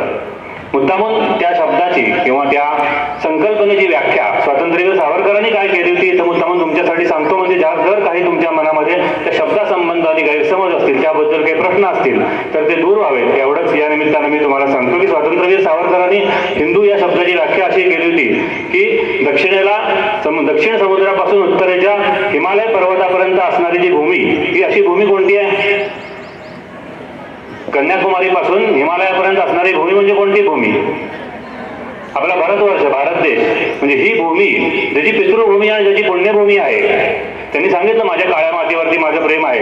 तर ही भूमी ज्याची पुण्यभूमी आहे, या भूमीवर ज्याचं प्रेम आहे, या भूमीचे संस्कार ज्यांनी आत्मसात केले, किंबहुना एका शब्दात सांगायचं झालं तर ह्या भूमीला जो पुण्यभूमी पितृभूमी मानतो तो हिंदू. यामध्ये जातीचा प्रश्न येत नाही, धर्माचा प्रश्न येत नाही, यामध्ये कर्माचा आणि आपल्या असणाऱ्या मातीवरच्या प्रेमाचा, देशावरच्या प्रेमाचाशी संबंधित असणारा शब्द आहे. ही संस्कृती ज्यांनी आत्मसात केली आणि आपल्या पायाखाली असणारी ही जी जमीन आहे या जमिनीवर त्याचं पितृभूमीसारखं म्हणजे आपल्या वडिलांच्या पितृभूमी आणि पुण्यभूमी, त्याच्यात त्यांनी मातृभूमी हा सुद्धा शब्द वापरलेला नाहीये. तर पितृभू आणि पुण्यभू ज्यांची ही आहे तो हिंदू, असं इतकी प्रचंड व्यापक अशी व्याख्या आहे. ह्याच्यामध्ये कुठला धर्माचा किंवा पंथाचा किंवा असा कोणता संबंध नाही. मुद्दामून तुमच्यापर्यंत हा थोडं विस्ताराने सांगितलं की यामधून काही गैरसमज निर्माण होऊ नये आणि त्या श्लोकाचा अर्थ योग्य स्वरूपात तुमच्यापर्यंत पोहोचावा.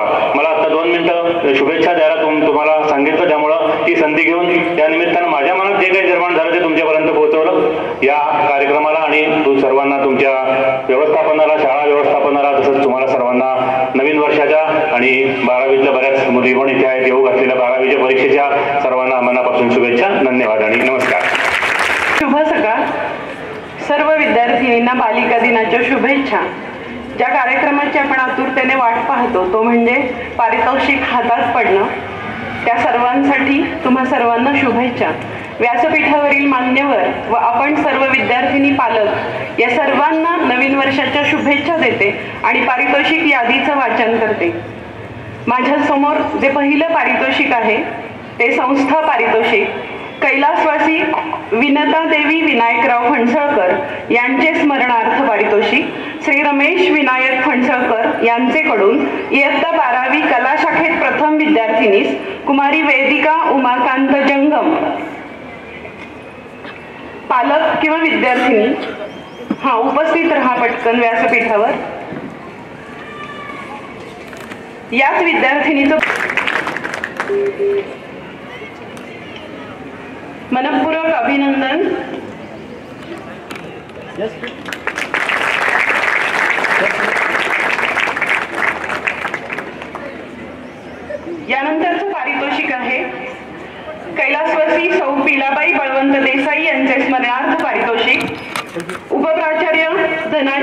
सावंत देसाई यांचेकडून इयत्ता 12वी राज्यशास्त्र यानंतरचे पारितोषिक आहे गयात प्रथम, तसेच विज्ञान शाखेमध्ये द्वितीय कुमार अथर्व संदीप जोशी.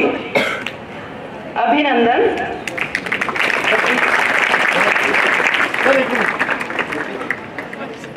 यानंतरचे पारितोषिक डॉक्टर श्यामला अशोक दातार जळगाव यांचे सौजन्याने विज्ञान विभागामध्ये सर्वप्रथम कुमारी श्रावणी पराग सोनटक्के.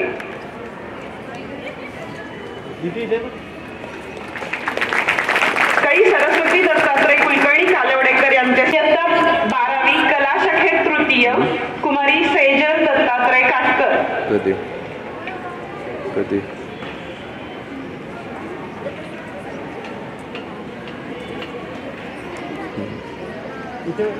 महाविद्यालयात वाणिज्य शाखेत प्रथम कुमारी विद्या बाळू शिंदे, द्वितीय कुमारी त्रिवेणी सचिन चव्हाण.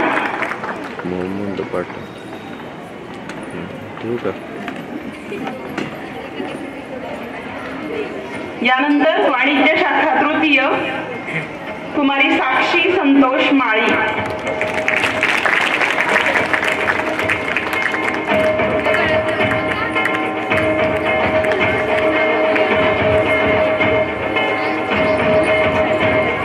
यानंतरचे महाविद्यालयातील पारितोषिक आहे विज्ञान शाखा तृतीय कुमार सारंग प्रशांत कुलकर्णी.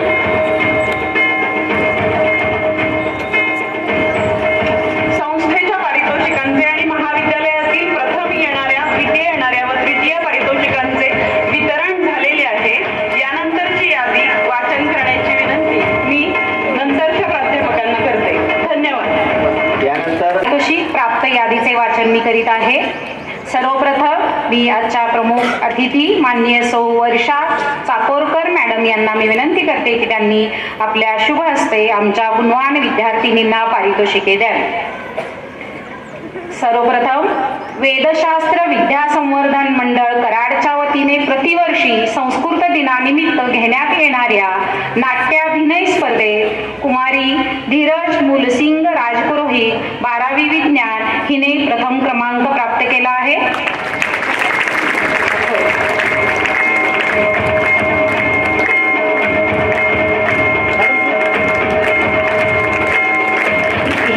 याच विद्यार्थिनीला निबंध लेखन स्पर्धेत धीरज मुलसिंग राजपुरोहित 12वी विज्ञान हिने प्रथम क्रमांक प्राप्त केला आहे संस्कृत निबंध लेखन स्पर्धेत.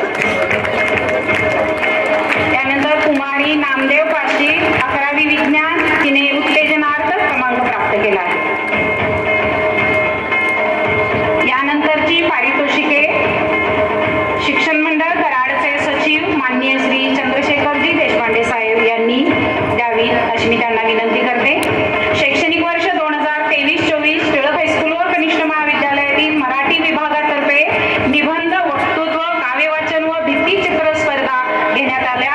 या स्पर्धेतील यशस्वी विद्यार्थिनींच्या यादीचे वाचन करते. सर्वप्रथम निबंध स्पर्धा कुमारी प्रज्ञा भरत माने 11वी विज्ञान प्रथम क्रमांक.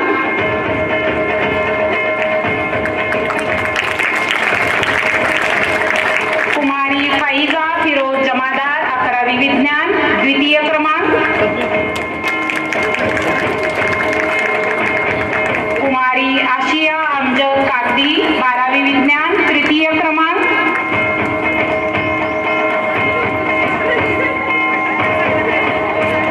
यानंतर कुमारी अनुजा भगवान ताटे 12वी क आणि कुमारी झोया दिलावर मुजावर 11वी विज्ञान या दोघी विद्यार्थिनींनी एकाच वेळी मंचावरती यायचं आहे. उत्तेजनार्थ नंबर क्रमांक प्राप्त केला आहे. जोरदार टाळ्या आपल्या मैत्रिणींसाठी वाजवाव्यात. या स्पर्धेचे परीक्षण प्राध्यापिका सौ पी.व्ही. चव्हाण यांनी केले होते. यानंतर वक्तृत्व स्पर्धा. या स्पर्धेचे परीक्षण प्राध्यापिका सौ एस.एम. विदार यांनी केले होते. कुमारी वृंदा नवीन जोशी 12वी ए प्रथम क्रमांक वक्तृत्व स्पर्धा. कुमारी ऋतुजा विश्वनाथ माने 11वी सायन्स द्वितीय क्रमांक.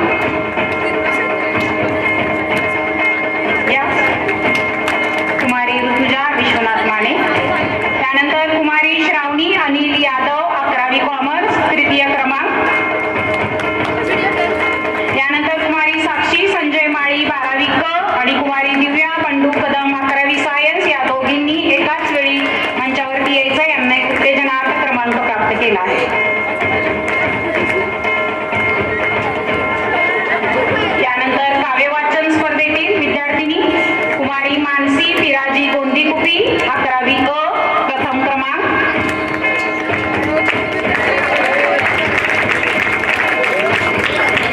कुमारी स्पर्धा मुकुंद किर्लोस्कर 11वी अ द्वितीय क्रमांक.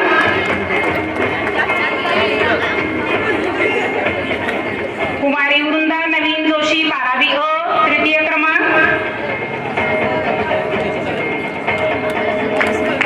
यानंतर कुमारी मृणाल प्रमोद सोनवणे 12वी क आणि कुमारी आशिया अमजद कागदी 12वी कॉमर्स या दोघींनीही एकाच वेळी मंचावरती यायचं आहे.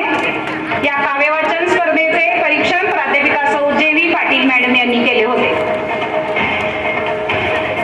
यानंतर आमच्या महाविद्यालयाचे प्राचार्य माननीय श्री अहिरे जी सर यांना मी विनंती करते की यापुढील पारितोषिके आपल्या शुभ हस्ते द्यावी. भित्तीचित्र स्पर्धा कुमारी साक्षी प्रीतम हत्तेकर 12वी अ. कुमारी वृंदा नवीन जोशी 12वी अ द्वितीय प्रथम क्रमांक हत्तेकर या पटपट. मुलींनी धावत यायचंय, बक्षीस घेऊन पळत जायचंय.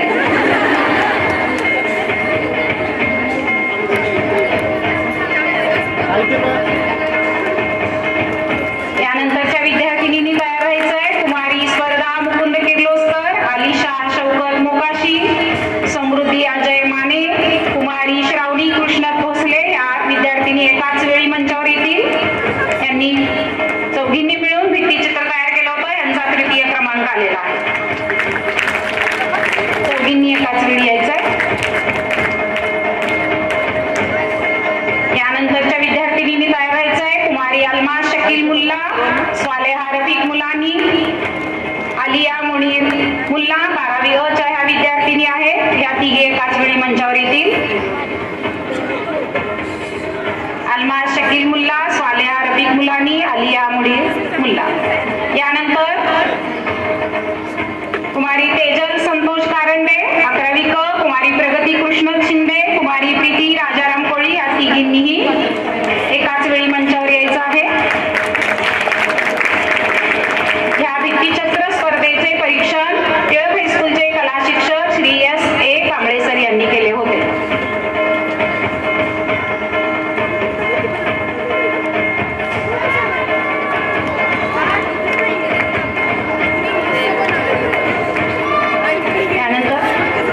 धन्यवाद सर. यानंतरची पारितोषिके आपल्या महाविद्यालयाचे उपप्राचार्य माननीय श्री देसाई दीदी यांनी द्यावे अशी मी त्यांना विनंती करते. सन 2023-24 मधील विद्यार्थिनी शारदोत्सवानिमित्त आयोजित केलेल्या रांगोळी स्पर्धेतील यशस्वी विद्यार्थिनींच्या नावाची यादी वाचते. कुमारी अलमास शकील मुल्ला 12वी अ प्रथम क्रमांक.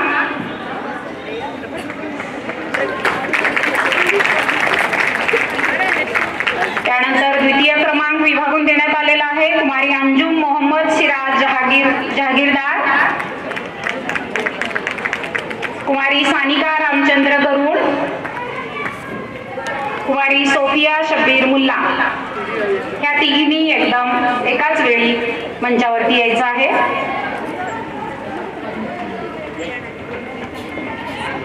यानंतर कुमारी स्वालेहा रफिक मुलानी कुमारी निलोफर रफिक मुलानी आफिया अल्ताफ मुल्ला सिमरन इम्रान बागवाल या चारही विद्यार्थिनी एकत्र मंचावर येतील. त्यांनी तृतीय क्रमांक रांगोळी स्पर्धेमध्ये प्राप्त केला आहे.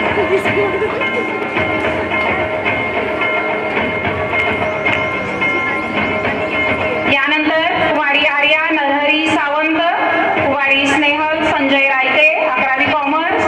कुमारी संचिता दत्तात्रय जगताप 11वी कॉमर्स. कुमारी साक्षी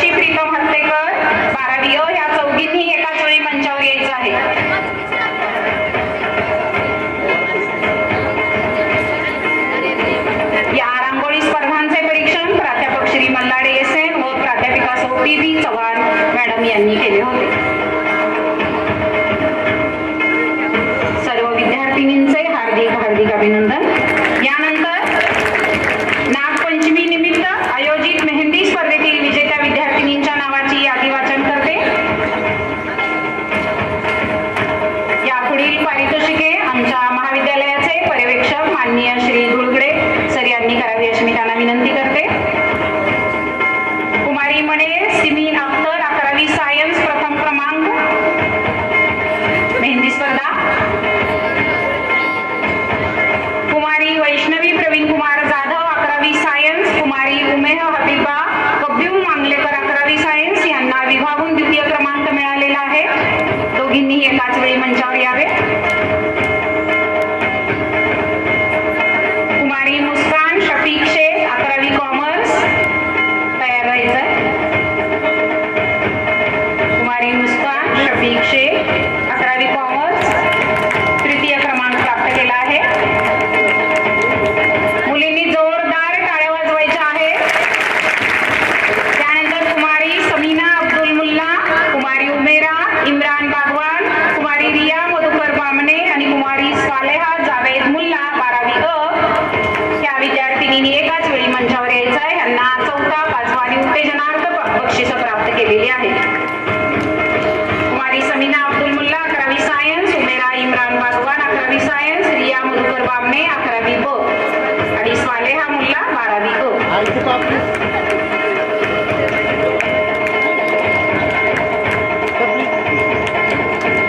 यानंतर टिळक हायस्कूल कनिष्ठ महाविद्यालयातील इंग्रजी विभागातर्फे या शैक्षणिक वर्षातील इंग्रजी काव्यवाचन स्पर्धेचे आयोजन केले होते. त्यातील विद्यार्थिनींची नावे पुढील प्रमाणे. कुमारी चंदना संताजी देशमुख 11वी सायन्स प्रथम क्रमांक.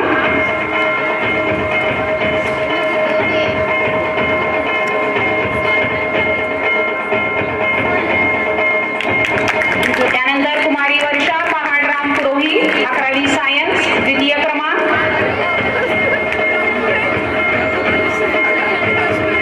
कुमारी सानिका रामचंद्र गरुड 11वी ब तृतीय क्रमांक.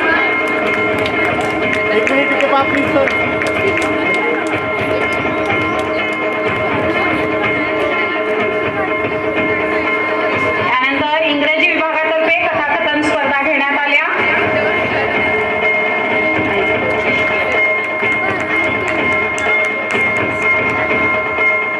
कुमारी चंदना संताजी देशमुख 11वी सायन्स कथाकथन स्पर्धेत प्रथम क्रमांक. कुमारी मानसी सुनील सराटे 11वी कॉमर्स द्वितीय क्रमांक. त्यानंतर कुमारी वैष्णवी प्रवीण कुमार जाधव 11वी सायन्स तृतीय क्रमांक. यानंतरची पारितोषिके आमच्या महाविद्यालयातील यावर्षीचे कार्याध्यक्ष प्राध्यापक श्री अजित कुलकर्णी सर यांनी द्यावीत अशी मी विनंती करते. विद्यार्थिनी शारदोत्सवानिमित्त आयोजित देवी गीत गायन स्पर्धेतील पारितोषिकांचं वाचन करते. वैयक्तिक गीत गायन स्पर्धा घेण्यात आल्या. त्यातील प्रथम क्रमांक कुमारी ईश्वरदा मुकुंद किर्लोस्कर 11वी क.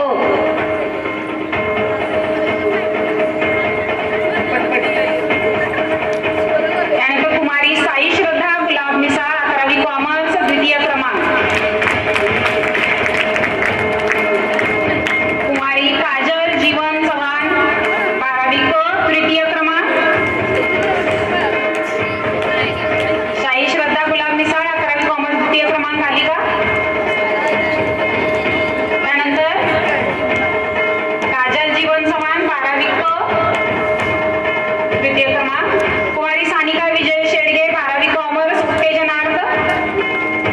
सानिका विजय शेडगे 12वी कॉमर्स उत्तेजनार्थ. त्यानंतर समूह देवी गीत गायन स्पर्धा. समूहातील एका विद्यार्थिनीचं नाव घेते. तिने समोर येऊन आपला पंच स्वीकारायचा आहे, प्रमाणपत्र स्वीकारायचे आहे. 11वी अ कुमारी तृप्ती उमेश पवार प्रथम क्रमांक. गीताचे बोल होते दुर्गे दुर्गटवारी. 20 विद्यार्थिनींचा समूह होता.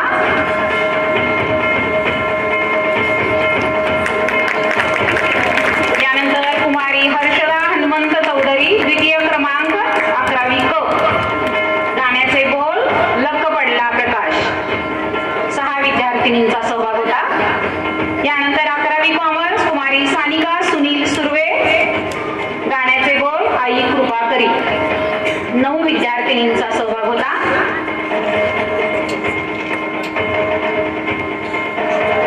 धन्यवाद सर. यानंतर आजच्या प्रमुख अतिथी माननीय सौ वर्षा चाकोरकर मॅडम यांना मी विनंती करते की त्यांनी यापुढील पारितोषिके द्यावी.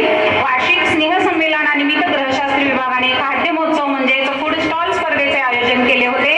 त्यातील पारितोषिके प्रथम क्रमांक विभागून दिलेला आहे. कुमारी मुलानी स्वालेहा रफिक 12वी अ, हिने गावरान वडी करून आणलेली होती.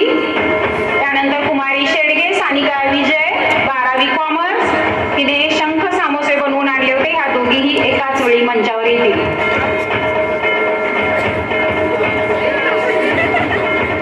यानंतर द्वितीय क्रमांक विभागून तयार राहायचे विद्यार्थिनींनी कुमारी यादव पूजा दिलीप. टाळ्या बंद झाल्या. टाळ्या. यादव पूजा दिलीप 11वी अ, शेंगदाणा चिक्की. कुमारी देसाई वंशिका किशोर इयत्ता 11वी सायन्स तिळाची वडी, यांनाही द्वितीय क्रमांक विभागून देण्यात आला आहे. तृतीय क्रमांक कुमारी जमादार फाईजा फिरोज इयत्ता 11वी सायन्स, इडली चटणी आणली होती या विद्यार्थिनीने.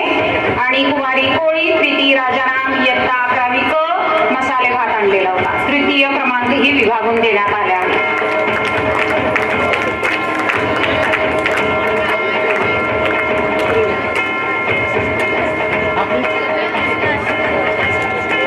यानंतर कुमारी शेख मुस्कान शफीक 11वी कॉमर्स, कुमारी कुलकर्णी संस्कृती मकरंद 11वी क. शेख मुस्कान हिने सामोसे आणले होते आणि कुलकर्णी संस्कृती हिने आप्पे चटणी आणलेले होते.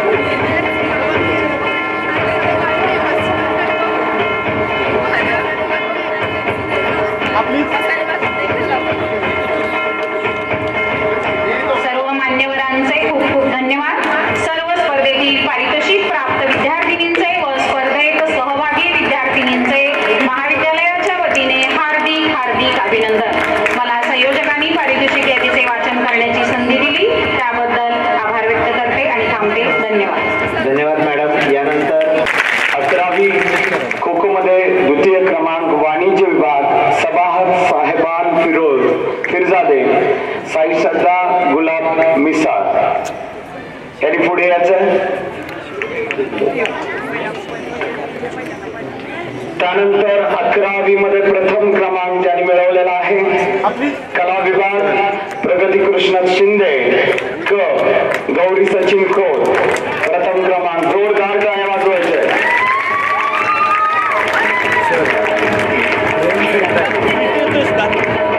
कबड्डीमध्ये द्वितीय क्रमांक कला ए स्वर्धा मुकुंद किर्लोस्कर त्रिशला सुंदर गोसावी. 11वी कबड्डी द्वितीय क्रमांक.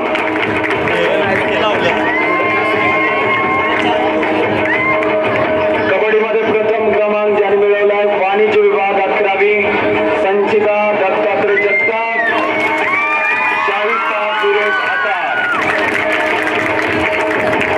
जोरदार गाड्या.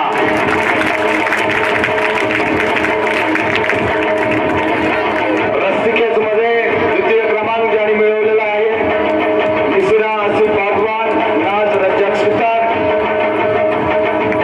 वाणिज्य विभाग.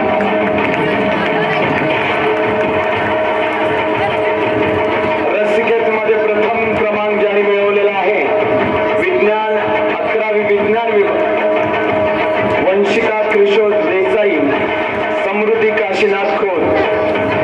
जोरदार टाळ्या.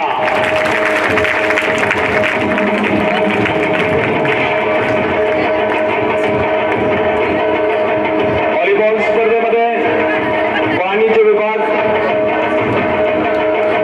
मसिरा आसिफ बागवान प्रगती संभाजी साठे यांच्या ग्रुपने वाणिज्य विभागाने द्वितीय क्रमांक मिळवलेला आहे. जोरदार टाळ्या. व्हॉलीबॉल प्रथम क्रमांक 11वी विज्ञान खुशबू जहांगीर मुल्ला किशोर देसाई यांच्या ग्रुपने प्रथम क्रमांक मिळवलेला आहे. जोरदार टाळ्यांनी आपण त्यांचं काय करायचं आहे, स्वागत. रनिंग मध्ये वैयक्तिक स्पर्धेमध्ये 100 मीटर 12वी श्रावणी अजय सूर्यवंशी प्रथम क्रमांक.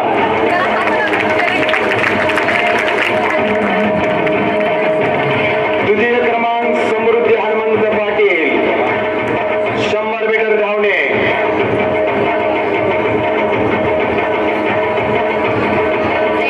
पाठीमागच्या विद्यार्थिनींनी टाळ्या वाजवण्याचा कंजूसपणा करू नये. जोपर्यंत बक्षीस सुरू आहे तोपर्यंत टाळ्या वाजवा. समृद्धी हनुमंत पाटील, प्राजक्ता मारुती दोणे,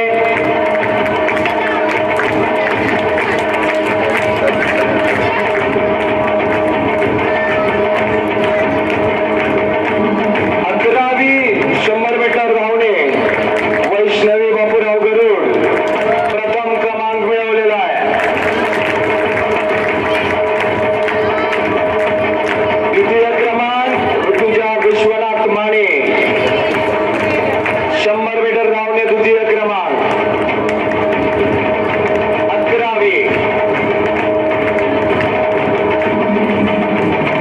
तृतीय क्रमांक प्रगती कृष्ण शिंदे.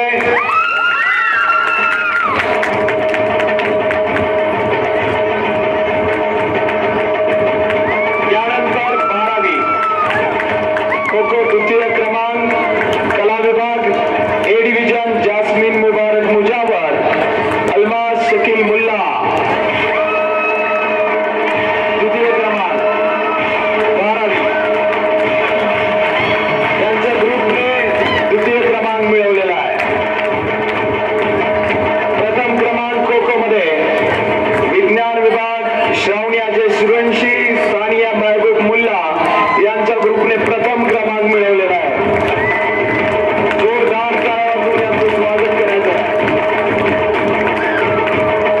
कबड्डीमध्ये द्वितीय क्रमांक कला 12वी प्रतिभा विजयकुमार राठोड, प्राजक्ता मारुती दोणे यांच्या ग्रुपनी द्वितीय क्रमांक मिळवलेला आहे. कबड्डीमध्ये प्रथम क्रमांक कला क सानिका राजाराम मोठे, आरती अशोक यादव यांच्या ग्रुपने प्रथम क्रमांक मिळवलेला आहे. कबड्डीमध्ये जोरदार टाळ्यांनी यांचं स्वागत करायचं आहे.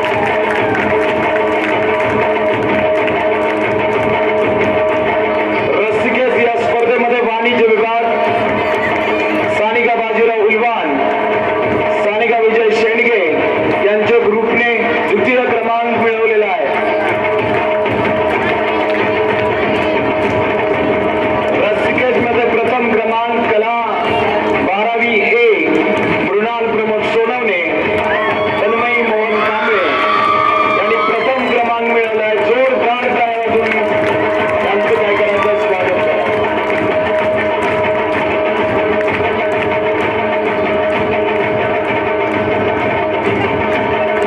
त्याचबरोबर या क्रीडा सप्ताहामध्ये ज्यांनी सहभाग घेतला, ज्यांना पारितोषिक मिळाली प्रथम आणि द्वितीय, या सर्वांचं स्वागत आणि आभार. आपल्या सर्वांचा विजय हो. इथं बोलणी धन्यवाद सर.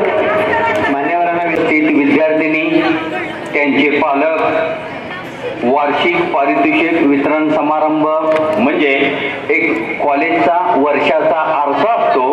यामधून आपल्याला पूर्णपणे वर्षाचा कॉलेजचा आढावा हा प्राप्त होतो.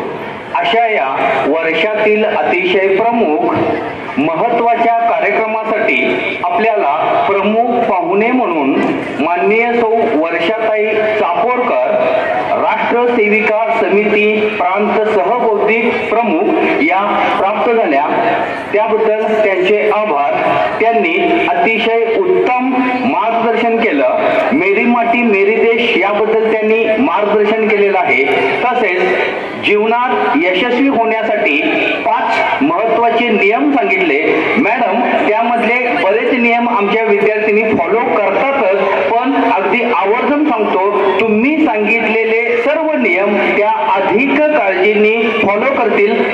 आम्ही कटाक्षाने पाहू. त्याच पद्धतीनं या कार्यक्रमासाठी संस्था प्रतिनिधी म्हणून आदरणीय श्री देशपांडे सर, सेक्रेटरी शिक्षण मंडळ कराड हे येऊन त्यांनीही मोलाचं मार्गदर्शन केलं, त्याबद्दल त्यांचेही आभार. त्याचप्रमाणे या आपल्या महाविद्यालयाचे प्राचार्य यांनी मौलिक मार्गदर्शन केलं. उपप्राचार्य देसाई सरांनी वार्षिक आढावा घेतला. कार्याध्यक्ष श्री कुलकर्णी सर यांनी प्रमुख पाहुण्यांची भरपूर ओळख असताना अतिशय कमीत कमी ओळख करून दिली, त्याबद्दल त्यांचेही आभार. संस्थेने आपल्याला 3, 4, 5 या तारखांना सर्व मंडपाची व्यवस्था, स्टेज व्यवस्था उपलब्ध करून दिलेली आहे, त्याबद्दल शिक्षण मंडळ कराड यांचेही आभार. या आपल्या वार्षिक पारितोषिक वितरण समारंभासाठी अनेक पारितोषिक दाते, संस्था पारितोषिके जी उपलब्ध झालेली आहेत त्या सर्वांचेही आभार. या कार्यक्रमामध्ये समाजशास्त्र विभागातर्फे भिंतीपत्रकाचे प्रकाशन झालेलं आहे. हे प्रकाशन होत असताना ती भिंतीपत्रक कुमारी तेजल कारंडे आणि भक्ती दाभाडे यांनी लेखन पूर्ण केलं आणि त्यांना समाजशास्त्र विभाग प्रमुख श्री प्राध्यापक कुलकर्णी सर आणि प्राध्यापिका सौ पाटील मॅडम यांनी मार्गदर्शन केलं. पाहुणे ठरवण्यामध्ये बराच वेळ जात होता, पण हे आपल्याला मिळालेले वर्षाताई चापोरकर मॅडम हे प्रमुख पाहुणे आपल्याला प्राध्यापिका सौ विदार मॅडम यांच्या विशेष प्रयत्नातून उपलब्ध झाले. मॅडमनाही वेळ नव्हता तरी सुद्धा खास या कार्यक्रमामध्ये उपलब्ध पाहुणे करून दिल्याबद्दल त्यांचेही आभार. प्रमाणपत्राचं वाचन प्रामुख्याने सौ विदार मॅडम संस्था पारितोषिके, सौ पाटील SS मॅडम महाविद्यालयीन पारितोषिके आणि श्री हुलवान सर यांनी क्रीडा पारितोषिकेचं वाचन केलं, त्याबद्दल त्यांचेही आभार. या वर्षीच्या आमच्या प्रमुख विद्यार्थिनी प्रतिनिधी म्हणून कुमारी दीक्षा पवार आर्ट्स, आशिया कागदी कॉमर्स, धीरज राजपुरोहित सायन्स या तीनही प्रतिनिधी स्टेजवरती आवर्जून आहेत, त्यामुळं त्यांचेही आभार. कार्यक्रम संपूर्ण होत असताना 3-4 दिवसामध्ये अनेक कमिटींनी विशेष काम केलेलं आहे, त्यामुळं आजचा हा कार्यक्रम अतिशय आखीव आणि रेखीव झालेला आहे, त्यामुळं त्यांचेही आभार. स्टेजवरती एंट्री करत असताना अतिशय भव्य दिव्य काढलेली रांगोळी, ही रांगोळी लक्ष वेधून घेणारी आहे. ही रांगोळी प्राध्यापिका सौ JV पाटील मॅडम यांनी आणि त्यांना 5 मॅडमनी काल सहकार्य केलं, यांच्यामधून ही रांगोळी त्या ठिकाणी उमटलेली आहे. जाताना संस्थेचे सेक्रेटरी आदरणीय देशपांडे सरांनी विशेष अभिनंदन केलेलं आहे या रांगोळीसाठी आता जस्ट जाताना. त्याच पद्धतीनं या पारितोषिक वितरण समारंभासाठी खास करून संपूर्ण आपल्या आर्ट्स, कॉमर्स, सायन्स 11वी-12वीच्या विद्यार्थिनी, त्यांचे पालक, पारितोषिक प्राप्त विद्यार्थिनी, काही पालक उपस्थित राहिले, त्यांनी पारितोषिके स्वीकारले, या सर्वांचं खास अभिनंदन. विशेष म्हणजे आमच्या विद्यार्थिनी अजिबात कुणीही जागेवरून हललेलं नाही, यासाठी खास त्यांचं अभिनंदन. या कार्यक्रमासाठी आमच्या महाविद्यालयातील सर्व सहकारी प्राध्यापक बंधू भगिनी, शिक्षकेतर कर्मचारी यांचेही मोलाचं मार्गदर्शन लाभलेलं आहे. Photographer Shri Deshpande, Sai photo studio Karad, video shooting press reporter Shri Vikas Bhosale यांचेही विशेष आभार. सूत्रसंचालन म्हणून मराठी विभाग प्रमुख प्राध्यापक जोशी सर नेहमीच काम बजावतात, तसंच उत्तम काम त्यांनी बजावलेलं आहे, त्याबद्दल जोशी सरांचेही आभार. स्टेज व्यवस्था करणारे श्री नांगरे, श्रीमती पवार, श्री गाडे यांचेही आभार. पूर्णपणे लाईट व्यवस्था श्री मोहिते आणि साऊंड सिस्टीम श्री मस्के यांनी आम्हाला सहकार्य दिलेलं आहे. उद्या सुद्धा पूर्ण त्या ठिकाणी हे उपलब्ध राहणार आहेत, त्याबद्दल त्यांचेही आभार. संस्थेतून प्रतिनिधी म्हणून श्री ऋषिकेश करमळकर यांनी सर्व साहित्य एक फोन केला की 15 मिनिटांमध्ये आम्हाला उपलब्ध करून दिलेलं आहे, त्याबद्दल त्यांचे